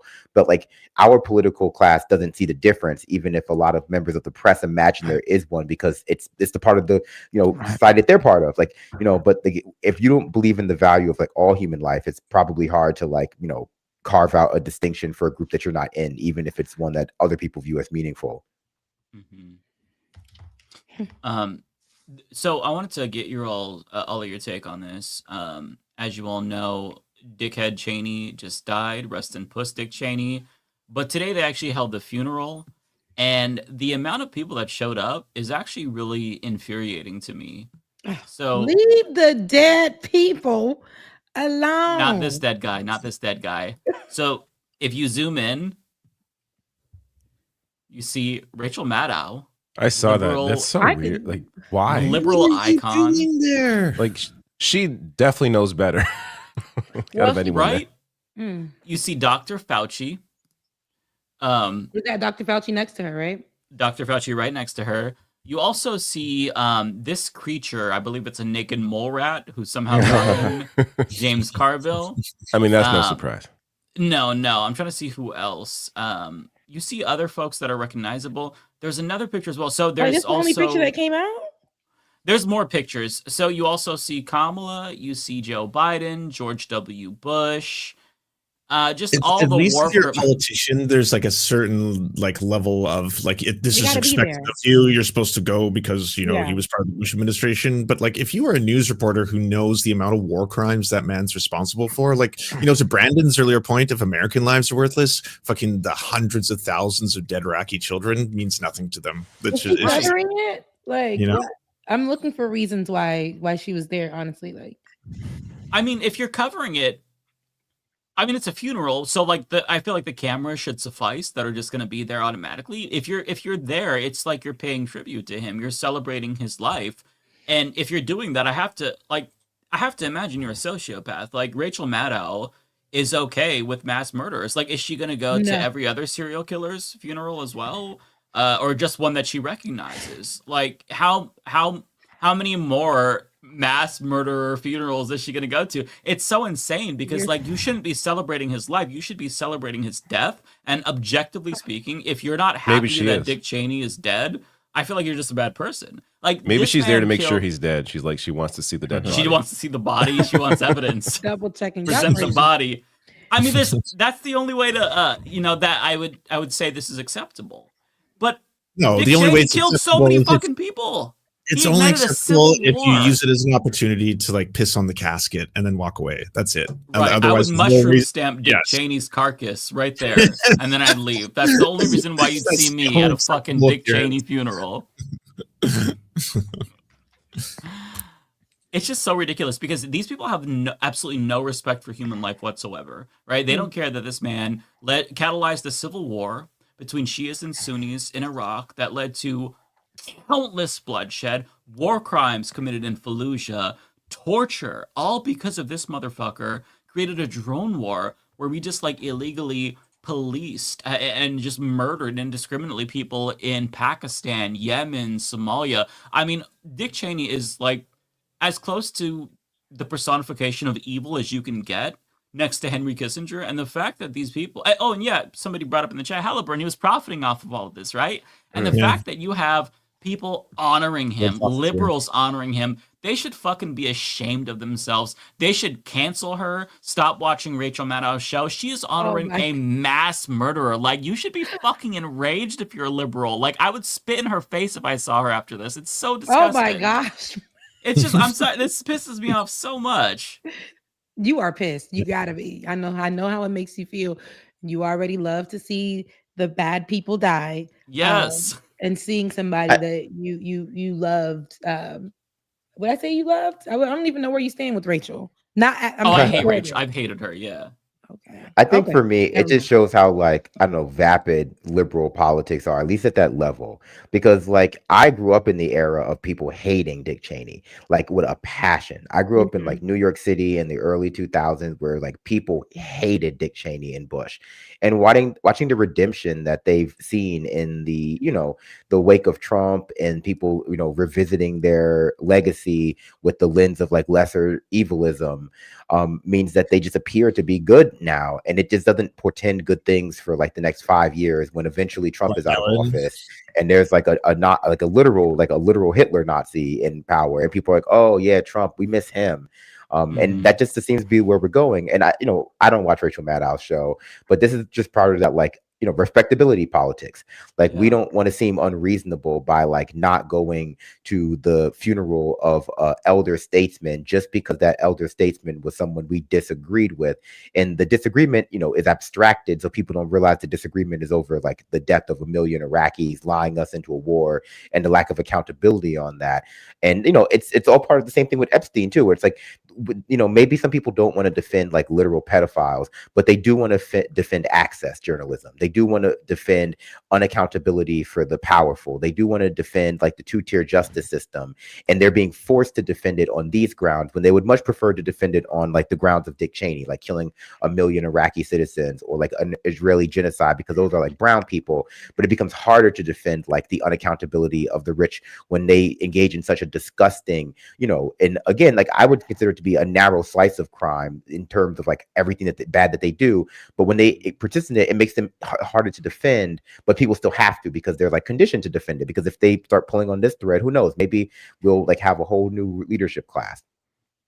Yeah, it's just the fact that like it really goes back to George Carlin's "It's a Big Club and You Ain't in It." This is giving me flashbacks to like that Ellen moment where she was at a football game or something with George W. Bush, one of the most notorious war criminals of the fucking modern era. And she was joking about it on her show, like, well, I'm just like shocked people didn't notice I had the new iPhone. It's like, fuck you. You're making jokes about this. Like, if you were spotted with some fucking like mass murderer, like, I don't know, name a mass murderer, like, people would think you are fucking psychotic. But you are next to somebody who's responsible for 1 million deaths, and you're just all nonchalant getting buddy with him. By the way, he ran against banning your fucking marriage, Ellen, in 2004, and you're just like willing to forgive and forget. I can't fathom the liberal mind that is willing to fucking bend over backwards to appease these mass murderers. Like, it just makes me not take liberals seriously. It makes me feel like everything they say is full of shit and virtue signaling. I will say though, one question is like, was the guy he shot at his funeral the one he shot in the face? Because that would be just like real. He unloaded on that guy with that like bird shot, and that guy was like, "I'm sorry, Dick, for getting in the way." So like, you know, he had that kind of He charisma. apologized for getting shot in the face. I forgot After being shot in the that. face. My God. That's power. Yeah. I think seeing all these celebrities, you know, it's interesting. Celebrities that once, even when it comes to Kanye West, but celebrities that once had this whole stance and like using their platforms to fight against the powers that be, the war criminals, the leaders that didn't give a damn about us at all, whether it was presidents, state representatives, things of that sort. And now we're seeing more of this conversation to either be on the hateful, toxic side that hurts people, or on the side of the bipartisan conversation. Because if you are there, then, you know, you're not sowing in division, according to Pharrell Williams. He was at the Black Ambition demo day, and he said that he hates politics. But it's interesting because years ago, Pharrell used to be one of those people who spoke against anything, you know, would speak out like and say this is racist or this is what he was one of those people. You know, I remember those days. I'm old enough, you know, to remember those days, and to now see that he's questioning people and their support for one side and saying that if you do support one side, you're supporting division, whether it's the right or the left, and saying that it's like it's saying to people that it's just like a magic trick, and you know, and even going into like this messes up, I guess, like you don't want to be viewed as, you know, somebody black and, you know, saying that, you know, why are they hiring me because you're black, or are you really, it was the stupidest thing. Like you're saying that they didn't hire you because you're black. You know, we got to stop talking, like we got to stop using those kind of verbiage or something along the lines that he was saying that. And I'm like, please, sir, you're sitting here in your full down Louis, you know, as you are, I guess, the head right now over there of designs over at Louis Vuitton.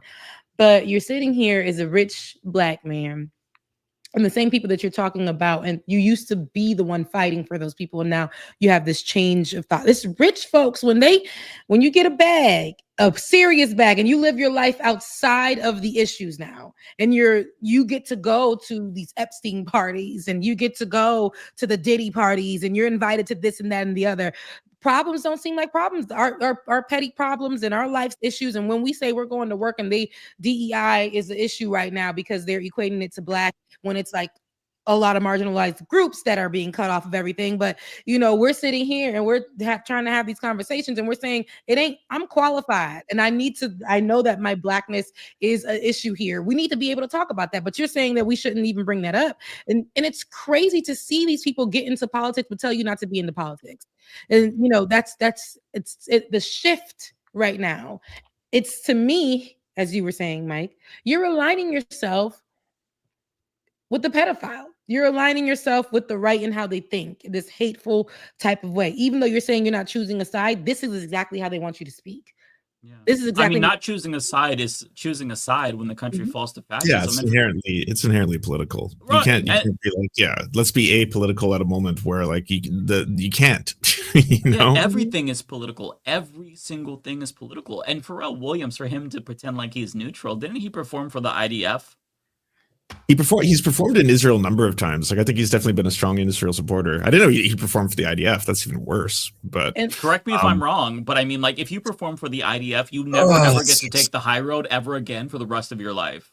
Especially if you live in a community college. Like, did you see that post? He's selling his mansion for $17 million, and somebody was like, it looks like he's living in a community college. Like the shit that rich people do with their money is so wild. And then tell you ain't got no right to be fighting for. But, right, But you have to pretend like racism doesn't exist. What's your issue? Because it makes like, him feel good. Like, okay, thank you, rich person. Appreciate like, get out of my face. Like, and then people will listen to it. Again, it's gonna be those folks. Yeah, I just hate the messenger. No, shut up. The message is wrong. There's nothing I'm trying to receive from that. It's wrong because this same person, a decade or two ago was saying fight the power. This person was saying what the issues were, that he couldn't get into spaces because he was black. Those were the things that were the conversations. And all of a sudden it's like, should we be having those conversations? That's not helpful. It is helpful. We got to call it out. That's the helpful. That's why you are where you are now, because you probably called it out to the point and now you're sitting at a place where you don't have to worry about these things anymore. You're filthy rich. It's just rich people in normal poor folks' business. Like, get out of exactly. It's rich splaining, right? It's rich splaining issues that he doesn't have to worry about, that poor people, especially people of color who are poor, have to worry about. And it's insulting. I just wish that these celebrities would shut the fuck up, especially lately. Like, what irritates me about celebrities is they will share their half-baked political opinions, but then present it as like this wisdom that we all should be so thankful that they decided to share with us. Like, did you see Nicki Minaj spoke at the UN after what was it, like last week? She thanked Donald Trump for speaking out against Christian persecution in Nigeria. And I think that was probably the first time she's ever heard of Christian persecution in Nigeria, but now she's speaking about it at the 100%. UN. But it's crazy. It's like, she doesn't know what the fuck she's talking about. But with regard to Christian persecution in Nigeria, the country is basically split 50-50 between Christians and Muslims. And Muslims are the ones that are getting slaughtered the most because the group that's doing the killing is Boko Haram. And Muslims in the location are disproportionately affected by that. But Trump is claiming there's a Christian genocide because he wants to use that to push Christian persecution. Yeah, they're saying, and so like Nicki Minaj sees this, she's like, oh, this can be my cause. I want to jump on board this. And, she was tweeting about, oh, you should care about this, when she's been silent on so many other fucking issues. Palestine, Sudan, cussed out Cardi B for a week straight. For 2 weeks straight. Probably still doing it right now. Called her everything but a child of God. Talked about her children. Threatened her life. And that nothing about that was godly. Just because you made a track with Tasha Cobbs. I'm talking about Nicki Minaj and y'all white. I don't think I know who Tasha Cobbs is. She's a gospel singer. And just because you did a track with her does not make you any type of like Jesus Jr. This is the problem. Nikki, you're an immigrant. You were born and raised, or born in Trinidad, raised in New York. You're black. You are a Caribbean immigrant at that. Donald Trump don't like you. He doesn't like you. He didn't like you before. He didn't want you. You started becoming more of an ally and being in proximity of the right, especially when it came to COVID and those type of things. You wanted to talk about your brother them or cousin them, his balls enlarging, just to tell people not to go ahead and get the shot. You were confused, and she was online too, and all of her fans were like, "She right again." Y'all hate the messenger. Like, there's this is wrong. The message is wrong, and then it's her aligning herself with the man that hates immigrants. Says has spent his whole time, not only this presidency, his first term, just disrespecting immigrants, and then on top of that, he's not saved. He did not saved by grace. He don't love the Lord. He held the Bible upside down. Cannot recite anything to you from the Bible. Sat up there and told them Christians, and this is documented on video because people like to forget. Sat up there and told them Christians, I'm gonna be honest with you. And it took him from his first term to tell y'all he was saved to then when he was running this time around to be like, I ain't even saved. But y'all, I know y'all gonna vote for me, Christians. And if you do, I will fix the elections every single few years so that it will always be red, Republican led, because y'all don't want abortion.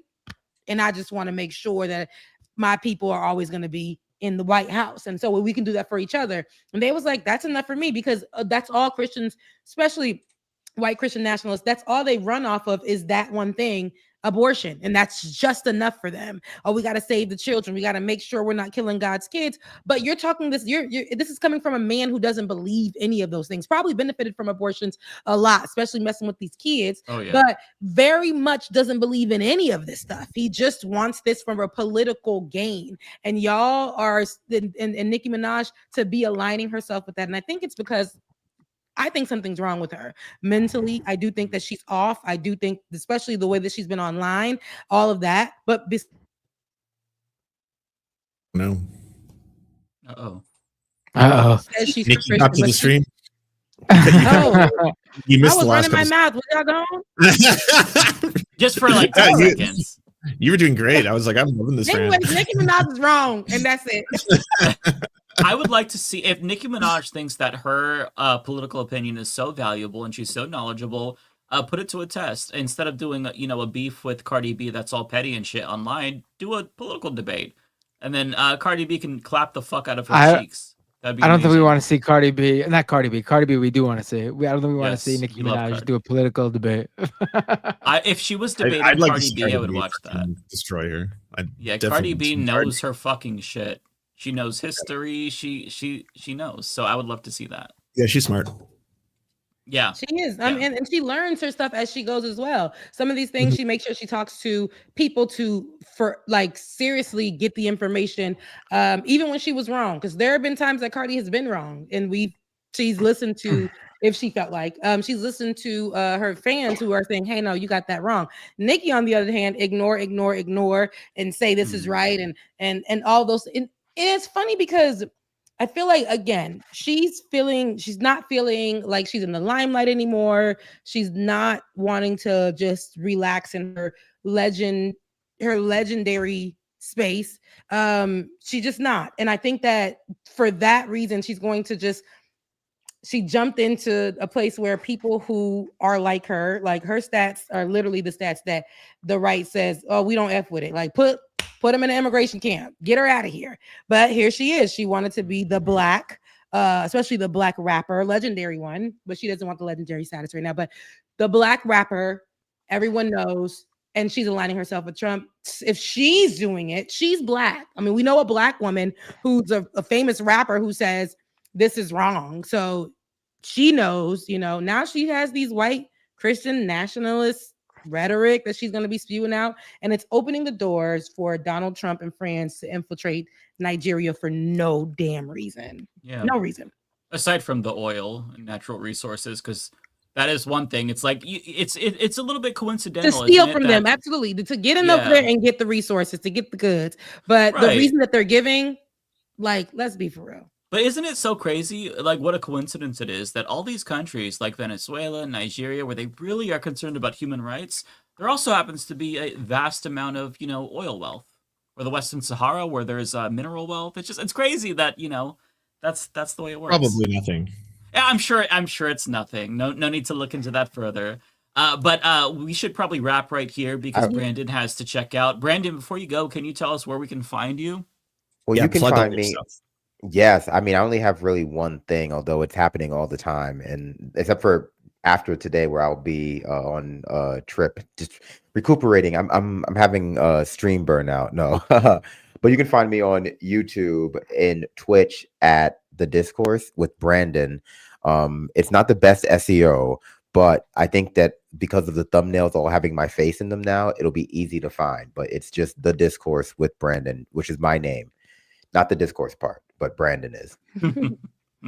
Thank you for I will say, Brandon. no, it's always my pleasure. I would stay longer, but I have a flight tomorrow. I will say, I think that some of this is identity politics from Nicki Minaj because, her husband is, I think, a sex offender, and so when she sees Donald Trump, she can't help but want to close ranks. It's that instinct to defend somebody you love. She sees her husband in Trump. And that could be that very makes a lot of well sense, honestly. Yeah. That makes sense, actually. Yeah. Well, thank you so much, Brandon. Yeah, always thank happy you. to have you join us. Yeah, no, absolutely. I'd be glad to come back. I know, not anytime because I'm I know you're busy and I'm busy, but when I'm not busy, I'll be happy to come back. Definitely. Good. Appreciate you making time, especially because it's the middle of the night where you are. So, thank you It's so fine. much. And What- have what- a what good else is break there to from do? streaming. I get that, you know, you Yeah, keep getting have a burnout. good So vacation. enjoy your trip and your Well, time. I mean, Yeah. like I'm gonna be like 3 days. It's just the That's weekend. still some time for yourself. That's still some time for That yourself. matters. Yeah. But you know, I will say we're cherish that. closing it on 10,000. I'm so proud of us. By us, I mean my audience and I, for putting up with me, and by me, I mean myself and my predilections. So like, if you want to be one of the first 10,000 to join the Brandon train, or the B train, which is not a line in New York, maybe it's not a line in New York. Yeah, I think it is a line. No, they have the A, C, and D, but not. It doesn't matter. It doesn't matter if you want to join this B train, be the first 10,000 riders of this B train. You can go and join up on YouTube or Twitch right now. Do it. Subscribe to Do it. Brandon. Brandon, real Subscribe. quick, is Let me that remember that. to your right? Is that a Demon Slayer plush? That is an Inosuke. I thought you were going to mention the Gargoyles poster, but that is I was an going to mention the Inosuke. Gargoyles poster because I was like, oh, I used to love that I got- cartoon when I was a kid. I got it's a Gargoyles poster. I got this from a claw machine. I'm actually really good at claw machines because I have the Luck of the Irish, the Luck of the Nice. Black Irish. So like I won this in Okay. a claw machine. Everything in this room I won in a claw machine. Oh, So- no kidding. I love it. Yeah, I noticed. Then I was like, Even the what's that? Gargoyles poster? No, not that. Oh, Matt coming Yeah, back that in was late. one hell of a claw machine grab. love it. All right. Should we get to it? We still have a little bit of time. Do you think we all should do some Becca, do you chats wanna go? early? Bye, Brandon. Take care, Brandon. Hi, Brandon. Hey, Yeah. I'm gonna reset my. Hey, bye, Brandon. Thanks for showing us. I'm gonna reset my router because I can't even hear you guys sometimes. So I'll be right back. Maybe I'll make it Yeah. back. Maybe I won't. But I gotta reset my shit. Yeah. All right. Okay, see you in a few. Okay. Rebecca, do you want to take it away?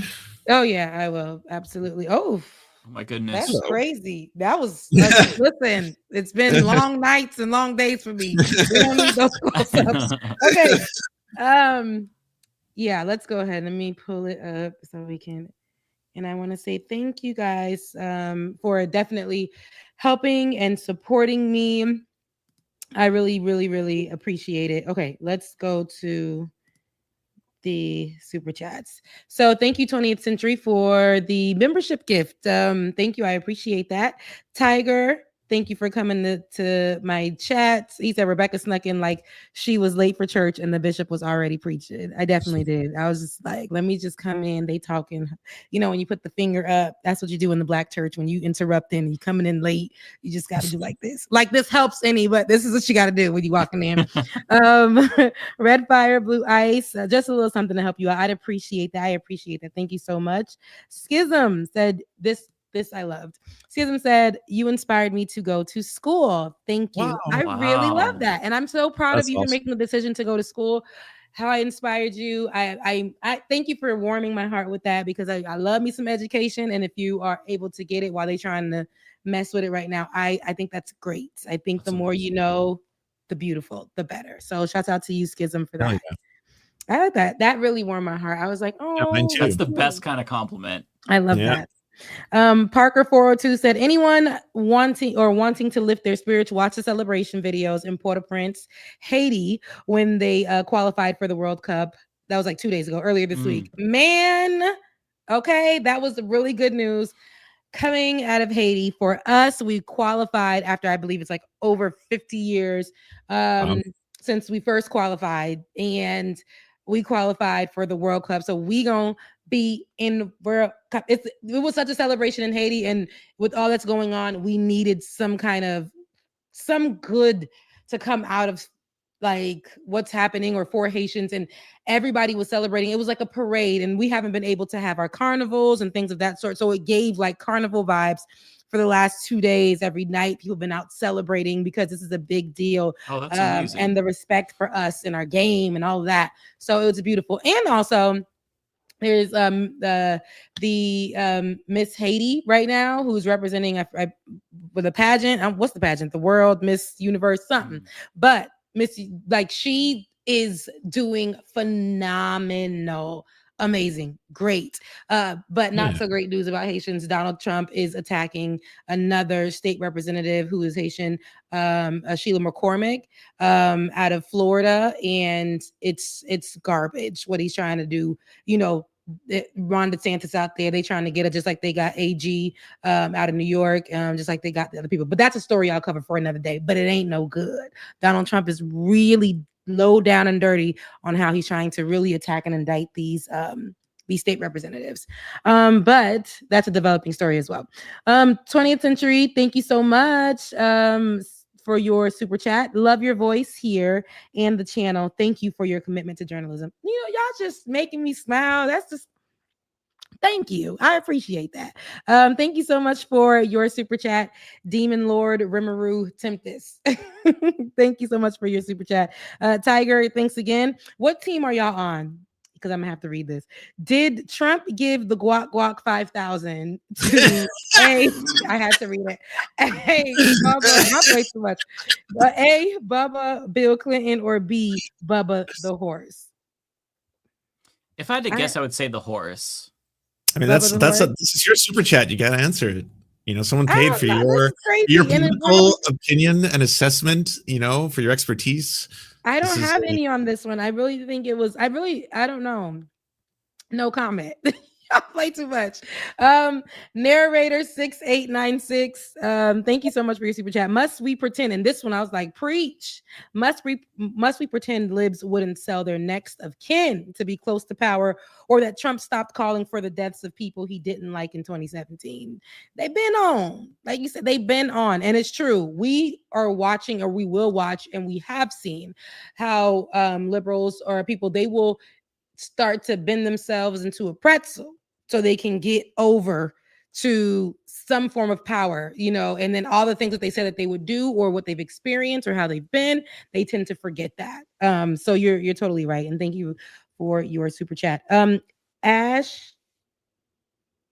Oh no! Oh shit! Here we go. Thank you so much for your super chat. I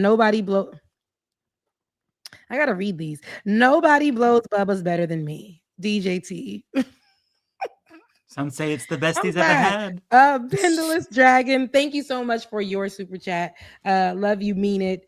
So glad to have you in the chat. The Bay Photo, thank you for your super chat. People like Pharrell just don't want to rock the status quo. It's true, because the status quo works for them. And now when it changes and they're now in the club, then it's like, what? I can't hear over my money bags. Ugh, is that the poor people complaining again? That's what it's like for them. Tiger. Oh no, not so Tiger. Good that came out this year. What was it? The Clips album that came out this year that was produced by Pharrell was so good too. So that really sucks to find out he's being such a piece of shit. I used to like the Clips. I haven't listened to this though. I don't like them anymore. I returned to form. I was like, God damn. I didn't even know they dropped something. I didn't even see that. Yeah, I didn't know. Yeah. And now I ain't gonna listen to it. I wasn't anyway. Right. I would have seen it and listened to it if I saw it, I guess. Nintendo Gaming Channel 101007. Thank you so much for your super chat. Government issues new data demand for UK Apple user. Government's issuing a new data demand for UK Apple users. Not shocked. They already got all my information. Listen, my FBI agent be watching me like, girl. Like, really? Like, I'm pretty sure. Tiger, thank you so much for your super chat again. And Nikki's defense, she's used to protecting pedophiles. Absolutely. And that was a good point that Brandon did make. Lizzie Bennett, thank you. Cardi B versus Nicki Minaj debate. I definitely pay to see that. Members of the leftist mafia should moderate. They wouldn't have us. And I don't think I'll be able to handle that. Yeah, I wouldn't be impartial. I'm too tired. No, I'm actually way too tired. I wouldn't have anything to give to it. I'm gonna be looking at both of them. I probably want to looking at Nicki Minaj like, girl. You just be like, fuck you, Nicki, the whole time. And I'm gonna like, be like, yeah. The moderator, Rebecca. Absolutely. I'm gonna be like, girl, but you're not an immigrant. Like, ain't you an immigrant? Like, girl, like, let's be for real. And I don't know. And I'm gonna be like, Cardi, you gotta go be with the babies. You gotta get ready for tour. Like we don't have time for this. Alessandra Silva Ruiz, wish I had more, but you know how it is. Never shut up. We love hearing you. Love you, mean it.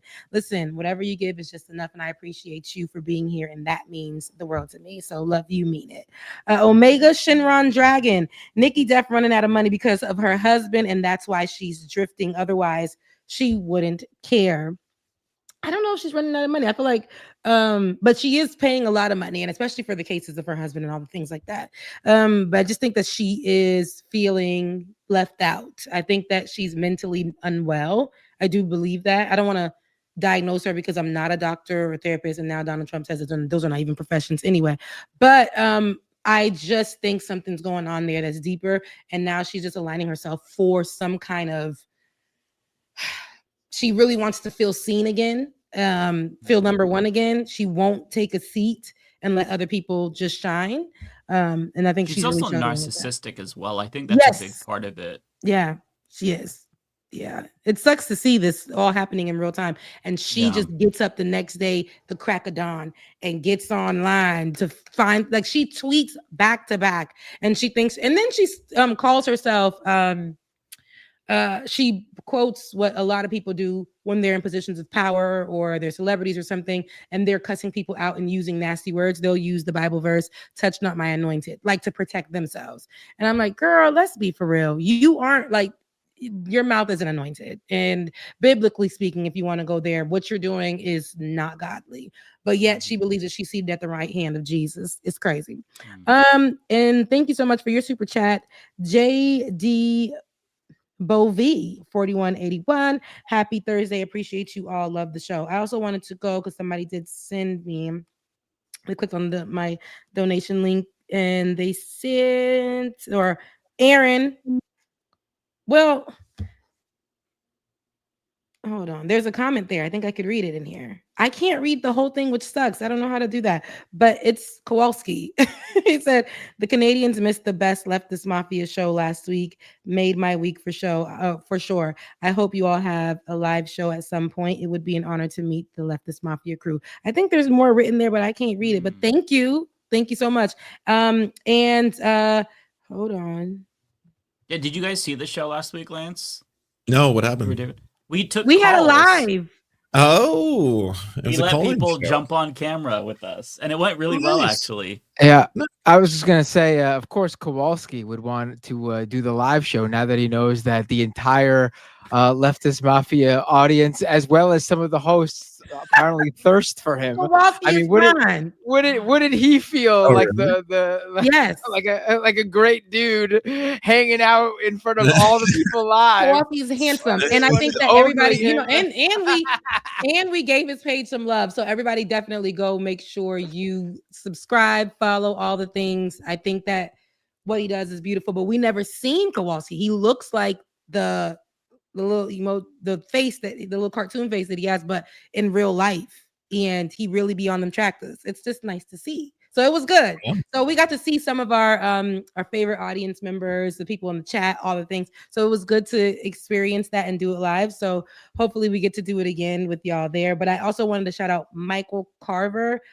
Dang, I said the whole government. I be trying not to do that. But thank you so much. I think Rebecca's downplaying that a bit for you, Lance. Rebecca and Ariana were literally doing the awooga. No. Who says that? Who says that? No, we were not. Amazing. We were proudly saying, oh, well, it was like, imagine. He was showing us the fields, and we saw the other tractors, and we saw work being done. And he was talking to us from behind the camera. And then he said, you know, let me not leave without showing y'all my face. And then when he flipped the camera, we was like, okay. You know, how you doing? They were stun blasted, incapacitated. So, it was nice to see. It was nice to see. You see, I'm always getting my rotisserie chicken money, so now I can see who I'm getting it from. Who's paying for my meals? No, but thank you, Michael. I really appreciate your very generous donation to me. I want to say thank you. Said gotta eat to keep up the fight, and I appreciate that.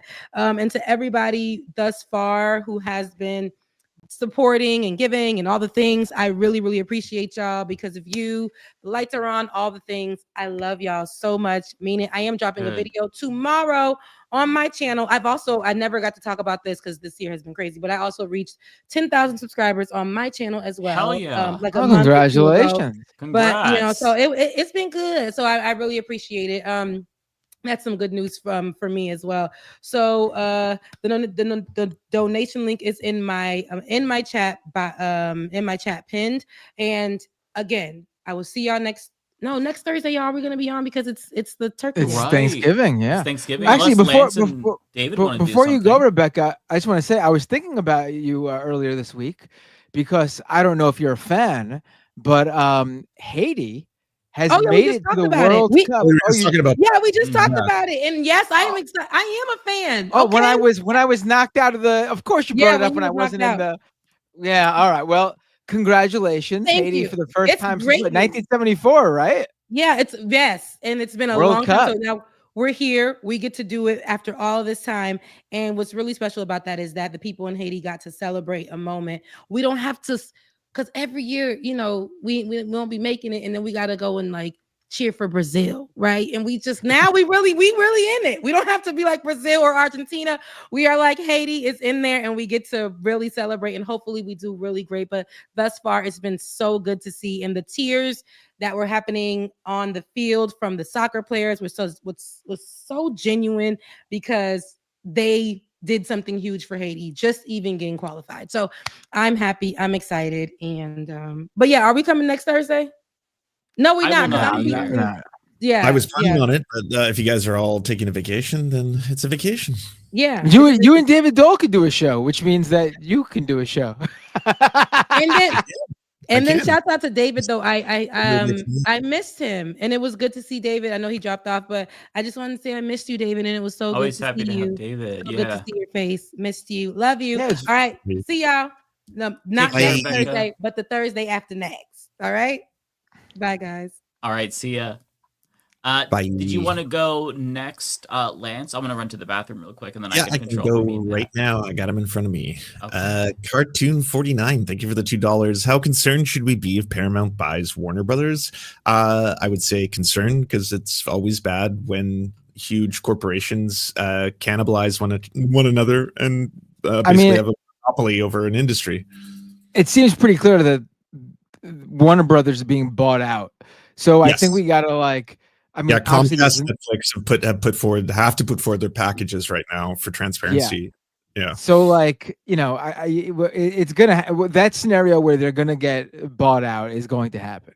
Now the question is who's gonna buy them out, and I think Comcast is certainly, as weird as it's gonna be to say this, Comcast is certainly preferable to the insane Paramount Saudi Arabia combination deal that possibly awaits Warner Brothers.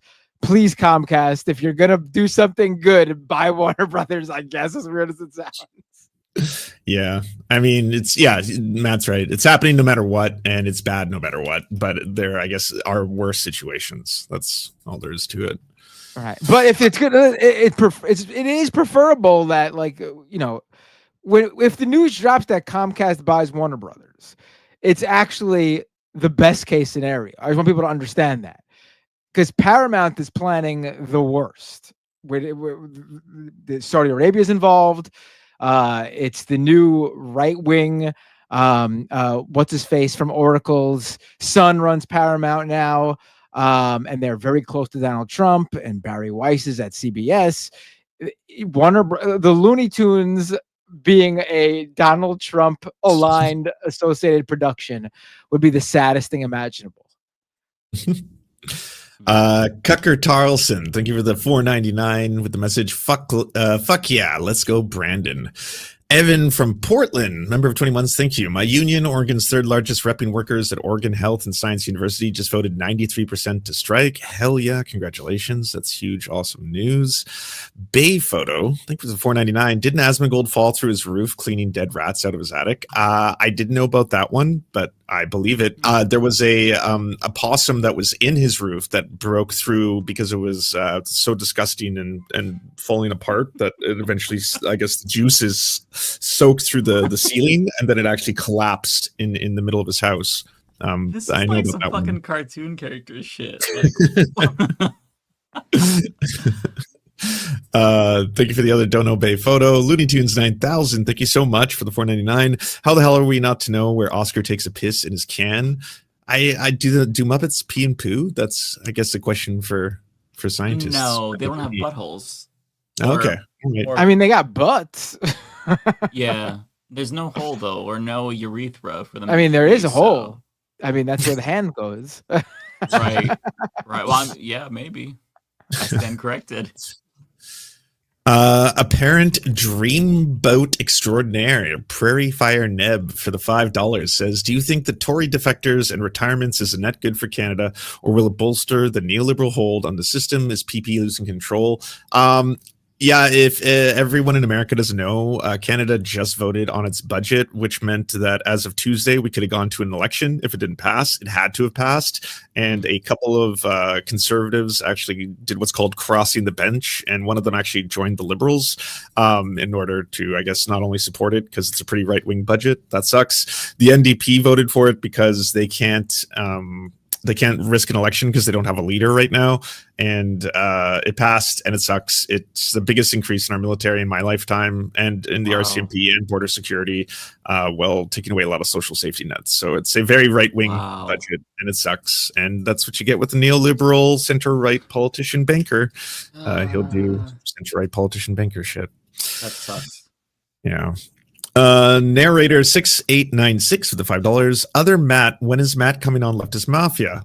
Matt, Leftist Mafia. There's a joke there. Wait, be right back. Binder, That's a good. That'd be great. Yeah. Yeah, we should get Matt Leck on. Absolutely. That'd be amazing. Yeah, I love Matt. Oh, yeah. I don't know And why David, it's too. never David it's Riscom. never happened. Yeah, it never even occurred to me. I don't know why, but that's a good idea. All right, Binder will set it up, and maybe we could bring on both of the Left Reckoning boys. They're pretty awesome. I like their show. And finally, Bay Photo with the $1.99. Whoever buys Warner Brothers Discovery will own CNN. And then on the Twitch side, thank you Tigwick for the gifted sub. Thank you Fluvius for the gifted sub. A Difficult Truth, thank you for the raid. Looney Tunes 9000, thank you for the sub. And Petbull, thank you for the sub. Take it away, boys. It's all you. All right. Did you want to go first, Matt? No, you could go ahead. Alrighty, let me see here. We have Octawolf. Thank you for becoming a member. And also thank you to Mackie Fermian for becoming a member. Let's see here. Action FN Jackson says, any thoughts on Jenksgiving this year?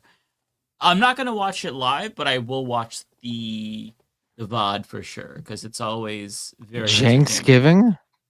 Jenksgiving, the epic debate, the showdown between Hassan and Cenk Uygur. It's always very... Oh, they do that? Oh, okay. Yeah. It's always very entertaining, for sure. Brain rotting, but entertaining. Cartoon says thoughts on Sydney Sweeney's newest film Bombing. I love that it bombed. Yeah, I think that, it's shitty that you have her playing an LGBTQ character, and it would be nice for that story to get out. But overall, I think that my priority is more fuck Sydney Sweeney, so I'm glad that it bombed. Tim Cox says, where's that? Hang on 1 second here. Next one is Tim Cox. Let me find it. Hang on, my stuff's jumbled here. Let me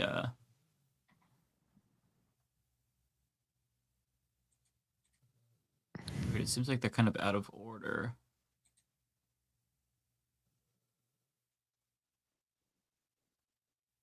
That's so weird. Let me go backwards and see if I can line them up again. Okay, we have Kenzie. Thank you for being a member for 29 months. ABS says, "Hey Mike, did you see my DMs? Also, did you hear about Saudi Arabia and Universal supposedly trying to buy out WBD?" Well, we did, yeah, definitely heard about that. We just talked about that. I have not checked my DMs though. I'll have to try to do that sometime this weekend. I've been very, very bad on emails and DMs and whatnot, so I apologize. M. Roos says, "Have you seen the socialist running in Wisconsin? Francesca Hung is already having establishment people going up against her. Would be cool if she came on the show." I've not heard of Francesca Hung, but I'll try to remember to take a look at her campaign and see what's going on. Check her out. Not My Michael says, "Was wondering if any of you have heard that James Comer is launching an investigation into the 1630 Fund, aka the dark money group funding the notorious Chorus program." I have not seen that. I'll have to look into that. Next up is, oh man, my chats are so like jumbled around. It's not in order in the background, so this is going to be a little bit tricky. It's like they're not starred or something. Let me see. I'm sorry. Give me 1 sec. I'll try to... Because I still can't find Tim Cox, Ryan Chan. There's a bunch of them in here that just aren't showing up for me. It's really weird. Maybe you can find them on your end. I'm not sure if you'll have any better luck, Matt. Well, I had to drop it. Oh wait, because it's start. Hold on. What are you looking for? Which one? So I'm trying to find Tim Cox's super chat. It's not on StreamYard, but it's on my YouTube backend. Tim Cox, you said? Yeah, Tim Cox. Is this a pulling my leg here? No. It's a $9.99 super chat. I actually don't see it. I guess it didn't show up in StreamYard for some reason. Oh, okay. I read Tim's earlier, and I read Ryan's earlier. Okay, that makes sense. Okay. That would explain why I can't find them, because I unstarred them. Okay. Good job. My goodness. Okay, I won't unstar anything again, because that completely threw me off. All right, back on track. Action Jackson says, "Does Zoran let Trump have it tomorrow or cuddle him?" I was Friday. I was ready for you to read the next I am from Amanda Hug and Kiss. I was very... So I don't think that there's going to be fireworks. It would be great if if that were the case, but I think that Zoran is not going to do anything to embarrass himself. Trump might, but I'll be watching that for sure. Ryan Chan says, "Adriano Espaillat / Grace Meng just got challengers." Okay, I'll look into. There's a lot of challengers. That's good to see. Cucker Charleston says, "Let's go, Brandon." Chris Corcoran says, "Have you seen Smiling Friends? New season, funny as fuck." I've not heard of Smiling Friends, but I will check that out. I'm always looking for new shows. love Smiling Friends. It's so much fun. And yeah, the new season's amazing. What is that on a streaming service? It's on Adult Swim. Oh, Adult Swim. Okay, I don't. Oh shit, my whole thing just crashed. I don't have Adult Swim, or at least I don't think I do. I don't know what that is part of. It's it's simultaneously adorable and horrifying, and uses 50 different animation styles to do crazy stuff. It's a lot of fun. But I can see why it's not everyone's taste, because it's pretty it's very ADHD, and I say that as someone with ADHD. It's yeah. That could be fun. Yeah. Okay, Nicholas Riverin says, "Do the old establishment Democrats have cozy retirement plans already, rich enough to just quit and live their best lives? What motivates them?" That's a question that I think about all the time, honestly, because if you could tell me right now, Mike, you could retire, you don't have to do another YouTube video ever again, I'd be like, okay, cool. But they're not just getting a regular working class person retirement. They have fucking a pension. They have gold standard healthcare forever. They have millions of dollars. It boggles the mind why they don't fuck up. The fact that they're working. It's the power. It's the power. But who cares? You're 89 years old. You're gonna die tomorrow. Why would you care about power? It's crazy. They want the power. That's very.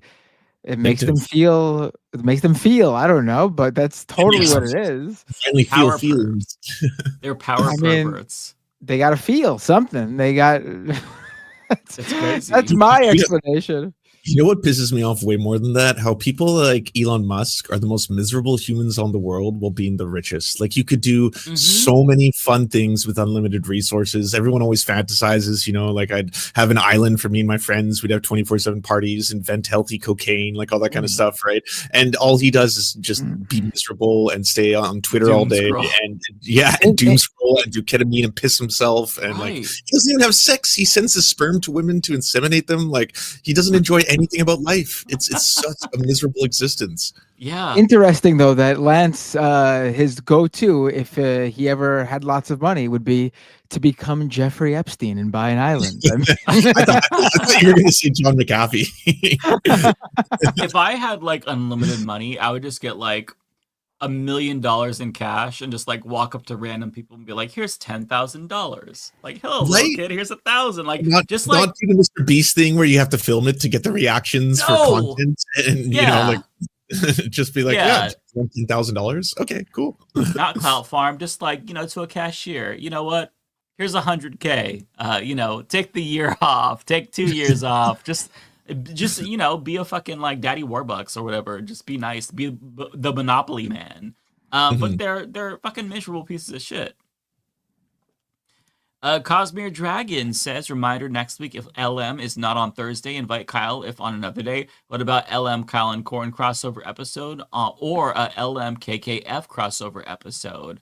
I mean, at some point we will bring on Kyle if the timing is right, because he has other shows and other obligations. So we'll try to make it happen eventually. I did bring Kyle on last year for my vacation. We did like a pre-recorded interview.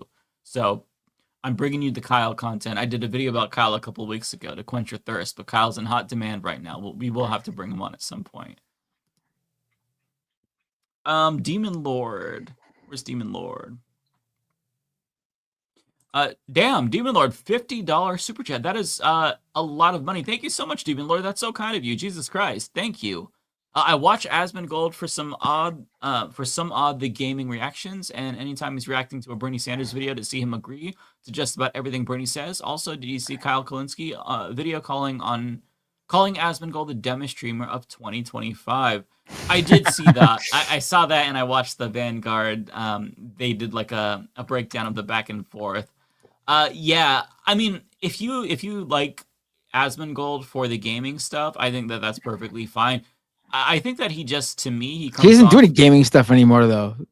Yeah, he used to do gaming stuff apparently, but like he just comes off as somebody who doesn't really know what he's talking about and decided to get into politics because he's like recently activated and doesn't know enough about it. His gaming stuff, based on what I saw, was like very poor. I mean, I had limited experience with it, but I remember, like, I think I talked about this before. I was looking up reviews for Lords of the Fallen, and the first one that came up was Asmongold, and it's like a fucking 30-minute video where he's just watching somebody else's video and just like being like, yep, and I'm like, what the fuck? And I wasn't like watching it. I put it on and I listened, and I thought that it was Asmongold that was talking, but it was like the dude he was watching that was talking the whole time. I'm like, what the fuck? So I just like tried to find the real video, because like, what's the point? You're not adding anything. But I mean, look, if he's your cup of tea, that's cool. Just don't let him red pill you, and don't let his bullshit and like terrible, misogynistic, genocidal, racist views rub off on you, because sometimes, subconsciously, people you watch can have that effect. So just be cognizant of that fact. But, it's good to know that he still agrees with Bernie. Maybe there's some hope for him.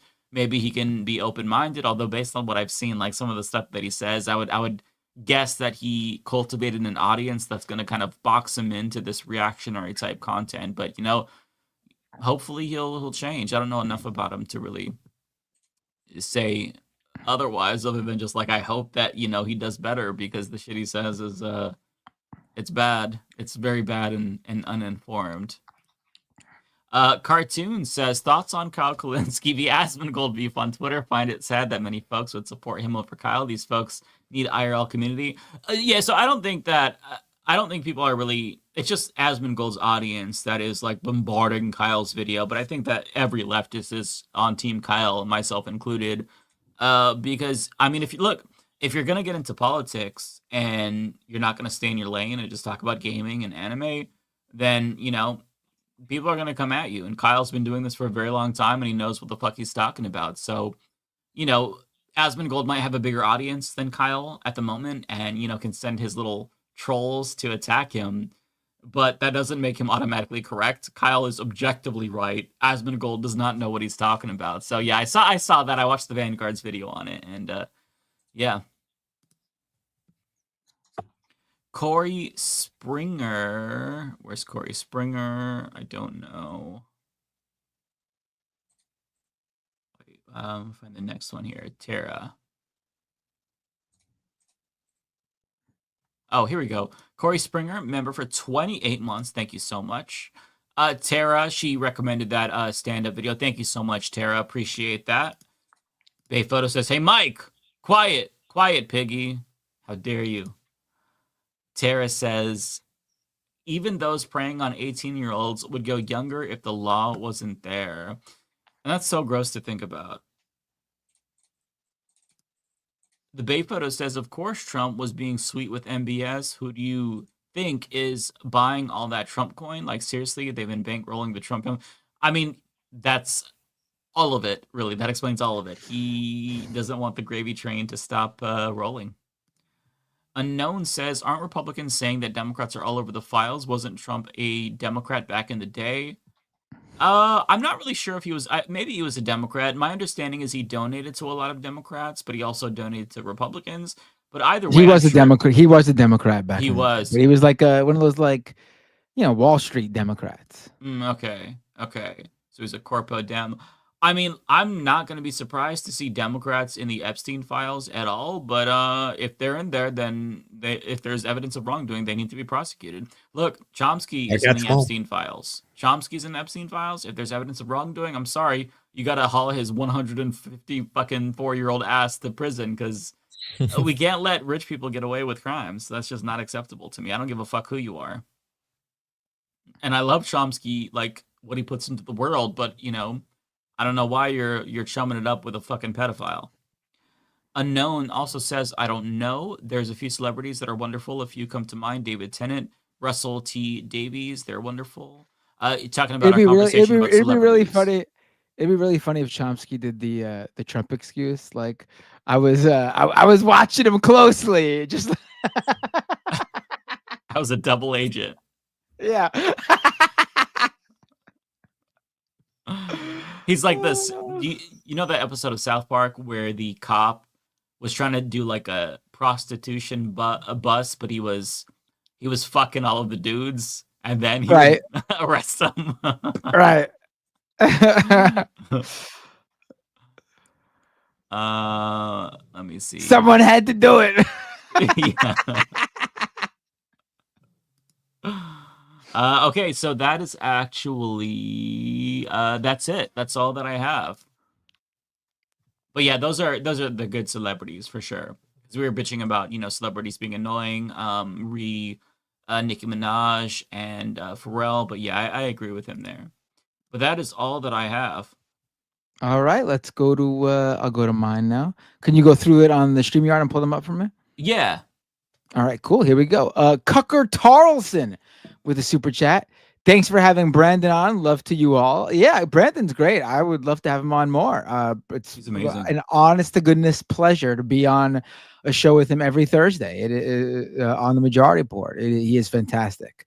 I wish my internet wasn't all messed up though earlier because there was some conversations I just stuck out of because I didn't want to fuck it up with my stream quality. Tokyo Hans with 5 gifted memberships. Thank you so much. NC Sketchy with a super chat. It's not primary season. What's the point of challenging Jeffrey so soon? It would only discourage other potential primary runners. No, this is primary season now. You got to start getting. You have to start putting it out there that you're going to run. Yeah. I mean, the primaries are in June. You want to hit the ground running. You gotta you want to be meeting with people and getting the signatures to get on the ballot and all that stuff right now. November, December is when you want that done. I'm not sure when the cutoff is, but you want to get in well before the cutoff. Right. Tokyo Hans with a super chat. A lot of stuff in English is based in Arabic. Pretty much anything that starts with al. For example, algebra, alcohol, which means spirits, Alan Rickman. Very funny, Tokyo Hans. Alan Rickman. Alan Rickman, yes. Rachel Atwood with the super chat. Did McMahon think AI was about the steak sauce? A1. Oh, right. Linda McMahon called AI A1 a couple months ago. Oh, she did. I remember seeing that. She has no idea about nothing. She's what a dumbass. She's got to be one of the dumbest people in the Trump administration, and that's saying something. As the education secretary, love that. Right. The Bay photo of the super chat. So much hinges on Zoran being successful as mayor. He might not get everything done, but his accomplishments will set the tone for leftists 26 and 28. Yes, True. absolutely. True. Bad Enchilada with a super chat, member for 5 months. It'd be easier for DSA to win a primary against Jeffries if Zoran accomplishes a lot of his agenda. Get results and fight Jeffries is a better strat. Right, but my point was that he could focus on that and just not weigh in on that race. Narrator with a few super chats in a row, so I'm just going to read them all. Ready, Mike? There's 3 super chats from Narrator in a row. I'm ready. MTG's a bigot, but I think it's important that we recognize there are cons who cynically lie to gain power and those that stupidly believe those lies. The difference between the MTGs and the Thunes is there are few MTGs in power, but many voters. Being honest about it is necessary for rehabilitation. Rehabilitation, not redemption. It's great to megaload the conservative masses, but it's either rehabilitation or we give up on democracy. No, yes, absolutely. Listen, I think I am watching MTJ, Marjorie Taylor Greene, with great interest to see what she's planning here and to see what her supporters are doing with her change. I've always said that Trump voters who aren't the MAGA faithful are completely winnable and should be given the opportunity to be rehabbed and realize, that they made a mistake of voting Trump. When we talk about Trump and MAGA, we're talking about like the influencers, the true believers, the hardcore, the ones that are the leaders who are duping the followers. That's who we're talking about, or at least I am. I think everyone else on the show is too. Yeah, and my whole thing with Marjorie Greene, for the record, I love what she's doing. I love that she is making Trump's life miserable, but that doesn't mean you welcome her to the Democratic Party. Like, Jamie Raskin has said, oh, we're a big tent. Even Marjorie Greene is welcome. Like, no, she was just attacking trans people this week, saying we should pass her bill to ban gender-affirming care. Like, rein it in, okay? Don't get overly excited and fall over yourself to welcome every single fucking fascist into the party. Let them fight, and then just stay out of it. The opening to Nazis, that's like weirdos who are trying to align with Nick Fuentes because they think that he's like, anti-Israel. He's not pro-Palestinian. He hates Muslims. He hates Palestinians. Right. He hates everything. There's nothing to be gained by aligning with people whose entire lives have been nothing but hate. Yeah, that's a great analogy too. Because that's why I also don't think like it's good to align with Nick Fuentes because there's an ulterior motive there. Let him instigate drama in the Republican Party. Let him do his thing, but don't be like, welcome to the anti-Zionist movement, Nick Fuentes. Like, just draw lines and have standards. That's my only plea. Yeah, we need to need a little bit more information about where they're going with this before you welcome them. They need to do a bit more to prove themselves than just welcoming them right in the fold. Yeah. Looney Tunes 9000 with a super chat. Next time your camera screws with you, just turn on camera 2. It's not my camera that's messing up. It was my internet connection or my modem, like my wireless route, my router. I couldn't tell. I just reset them both and hope for the best, and it fixed.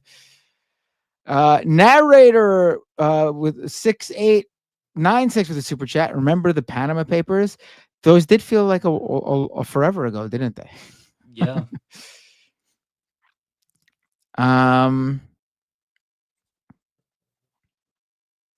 Let's see. Mortified Penguin with a super chat.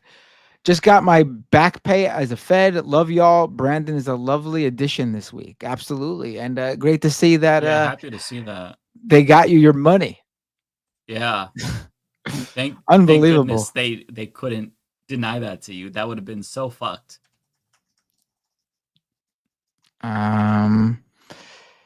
Let's see. Kowalski with the super chat. Weather forecasts are calling for a wet, snowy winter for the northern plains to the northeast this year. Is the Binder household pro snow? The children are pro snow. I, on the other hand, am not pro snow. It seems sort of pointless as an adult, doesn't it? I always like it at first, but it wears out its welcome really quick. Yeah. Tucker Tolson again with the super chat. Petition to keep Brandon as a new leftist mafioso. I would love to, but he's in Europe right now. So it would be very difficult for him, I think, to be a regular on this show, honestly. Yeah. He was joining us very late for him.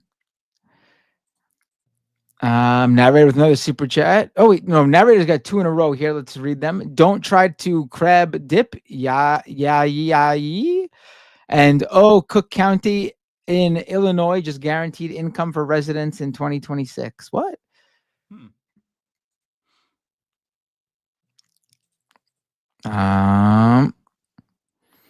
When are we going to get PBD on the show? Well, I don't think that's going to happen. Work on that. Yeah. Riddlor CVE with a super chat. Brandon played a clip the other day from the Today Show text with Jesus. You should look it up and watch it. Funny and scary. Text with Jesus. All right. And then Fred J. Walsh with the 5 gift memberships. Thank you so much. And over on Twitch, really quick, let me see. A4G Productions subscriber Prime. Thank you so much. Rude Dog 2525 resubscriber Prime, subscriber for 28 months. And Jeltzy resubscribed for 3 months at tier 1. They've been a subscriber for 4 months. Poggers, Brandon on Leftist Mafia, says Jeltzy. Thank you all so much for the support. Is that it? Are we done? So I got a couple more that I missed from earlier. But there was this one. I don't know if Rebecca saw it. I could be just mistaken, but it's still starred, so I just want to read it from Angela. Rebecca and the Canadians next week, please. And then for me, there was this super sticker from Dumpster Diving Dragon. It is a smiley. It's like an emoji with the mouth open and then like a swirl, the dizzy swirl in the eyes. And then Chemical Dragon says, as a park ranger, I heard before when designing a trash can in national parks, there's an overlap between the smartest bear and the dumbest tourist. G-Wix says TLM should buy Warner Brothers. Surely you are all billionaires. We should consider that. If we put in a bid, maybe we might be able to beat out Saudi Arabia. And David Ellison. Kowalski says, in the Kowalski household, we do not have turkey. We have prime rib and loaded mashed potatoes. What is everyone's favorite holiday food? So I would have to say stuffing. That's probably my favorite. Stuffing is always my go-to. And also mashed potatoes. Mashed potatoes. I mean, you just can't go wrong with mashed potatoes. I'll double down on the stuffing. Now I want stuffing. I could eat like a whole, like just bowl of stuffing. Like if that was the only thing. It's so good. Also, pecan pie. Love pecan pie. Let me see. Demon Lord here says, I never watch Asmongold for his political views. F that. That's good to know. Yeah. Don't watch for his political views. If you watch for gaming, whatever. Just don't get your politics from Asmongold. Shit, here we go. Says, what's y'all's thoughts on Shine Bomb riots in Mexico? For me, it kind of feels like an op, like that whole Gen Z uprising. You saw like the former president. Right wing. He had a fucking. Did you see Vincent Fox, the ex-president, was there? He had a one-piece shirt on, like he's a fucking Zoomer. You see How people... do you do, fellow revolutionary Gen Z? Oh no, we actually don't support her. She doesn't really have an 80% approval rating. Shut the fuck up. It's just there was Nazis there. They wrote the words Jewish whore in Spanish on one of the buildings. Oh jeez. It was a astroturf. I think that there was probably a smaller percentage of actual right-wing Gen Zers who originally were going to show up, and then the whole thing got astroturfed by an actual effort by the right to try and dethrone a successful, very popular left-wing leader. And then that's what the West reported on, as if it was like an organic Gen Z movement. So right. And they always do this shit too. It's the same playbook. They do this in Latin American countries all the fucking time. It's really sick. And a lot of these fascists in Latin American countries, they like try to get US to be involved because they know the US has been involved, from Allende to fucking Venezuela. It's honestly gross. Long Shank says Happy Trans Day of Remembrance. Remember us. Yeah, that's right. Happy Trans Day of Remembrance. Oh, yeah. Yes. And last but not least, I believe this is for you, Matt. Oh, is it? Oh, it's Jesus. Oh, Jesus. Yeah, AI Jesus. too. My brain Oh. is broken. I read this AI.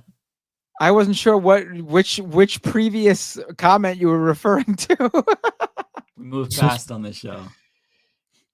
For raids, there's Rhizome, Caseytron, Maple Takes, whatever you want to do. We've never done Caseytron. I would like to All right, let's do it. Caseytron. Yeah. How do you spell that? Casey like Casey, and Tron like the movie Tron, the one that just came out. Where How do you spell Casey? I don't know. On and out over here. It's Kacy, right? KACEYTRON. Oh, see, I didn't know that. I was misspelling it completely. Shoot. All right, thanks to all the mods and all the chats for keeping us safe. Y'all are amazing. Thanks for all your hard work. Shout out to the mods. Happy Thanksgiving to all our U.S. viewers. Yes, we will see you again. I'll be back on the 4th. That'll be my last show of the year because I'm taking some time off from. Oh, really? You're going to be gone for the last 3 weeks of the year? Damn. Yeah. I'm doing it. I'm going to try to if I could prepare enough videos. Good for the brain. You're going to finish so many games. I'm excited. Yeah, I'm really excited. All right, bye, everybody. Love you. See you soon. Take care. All right, I'm hitting raid.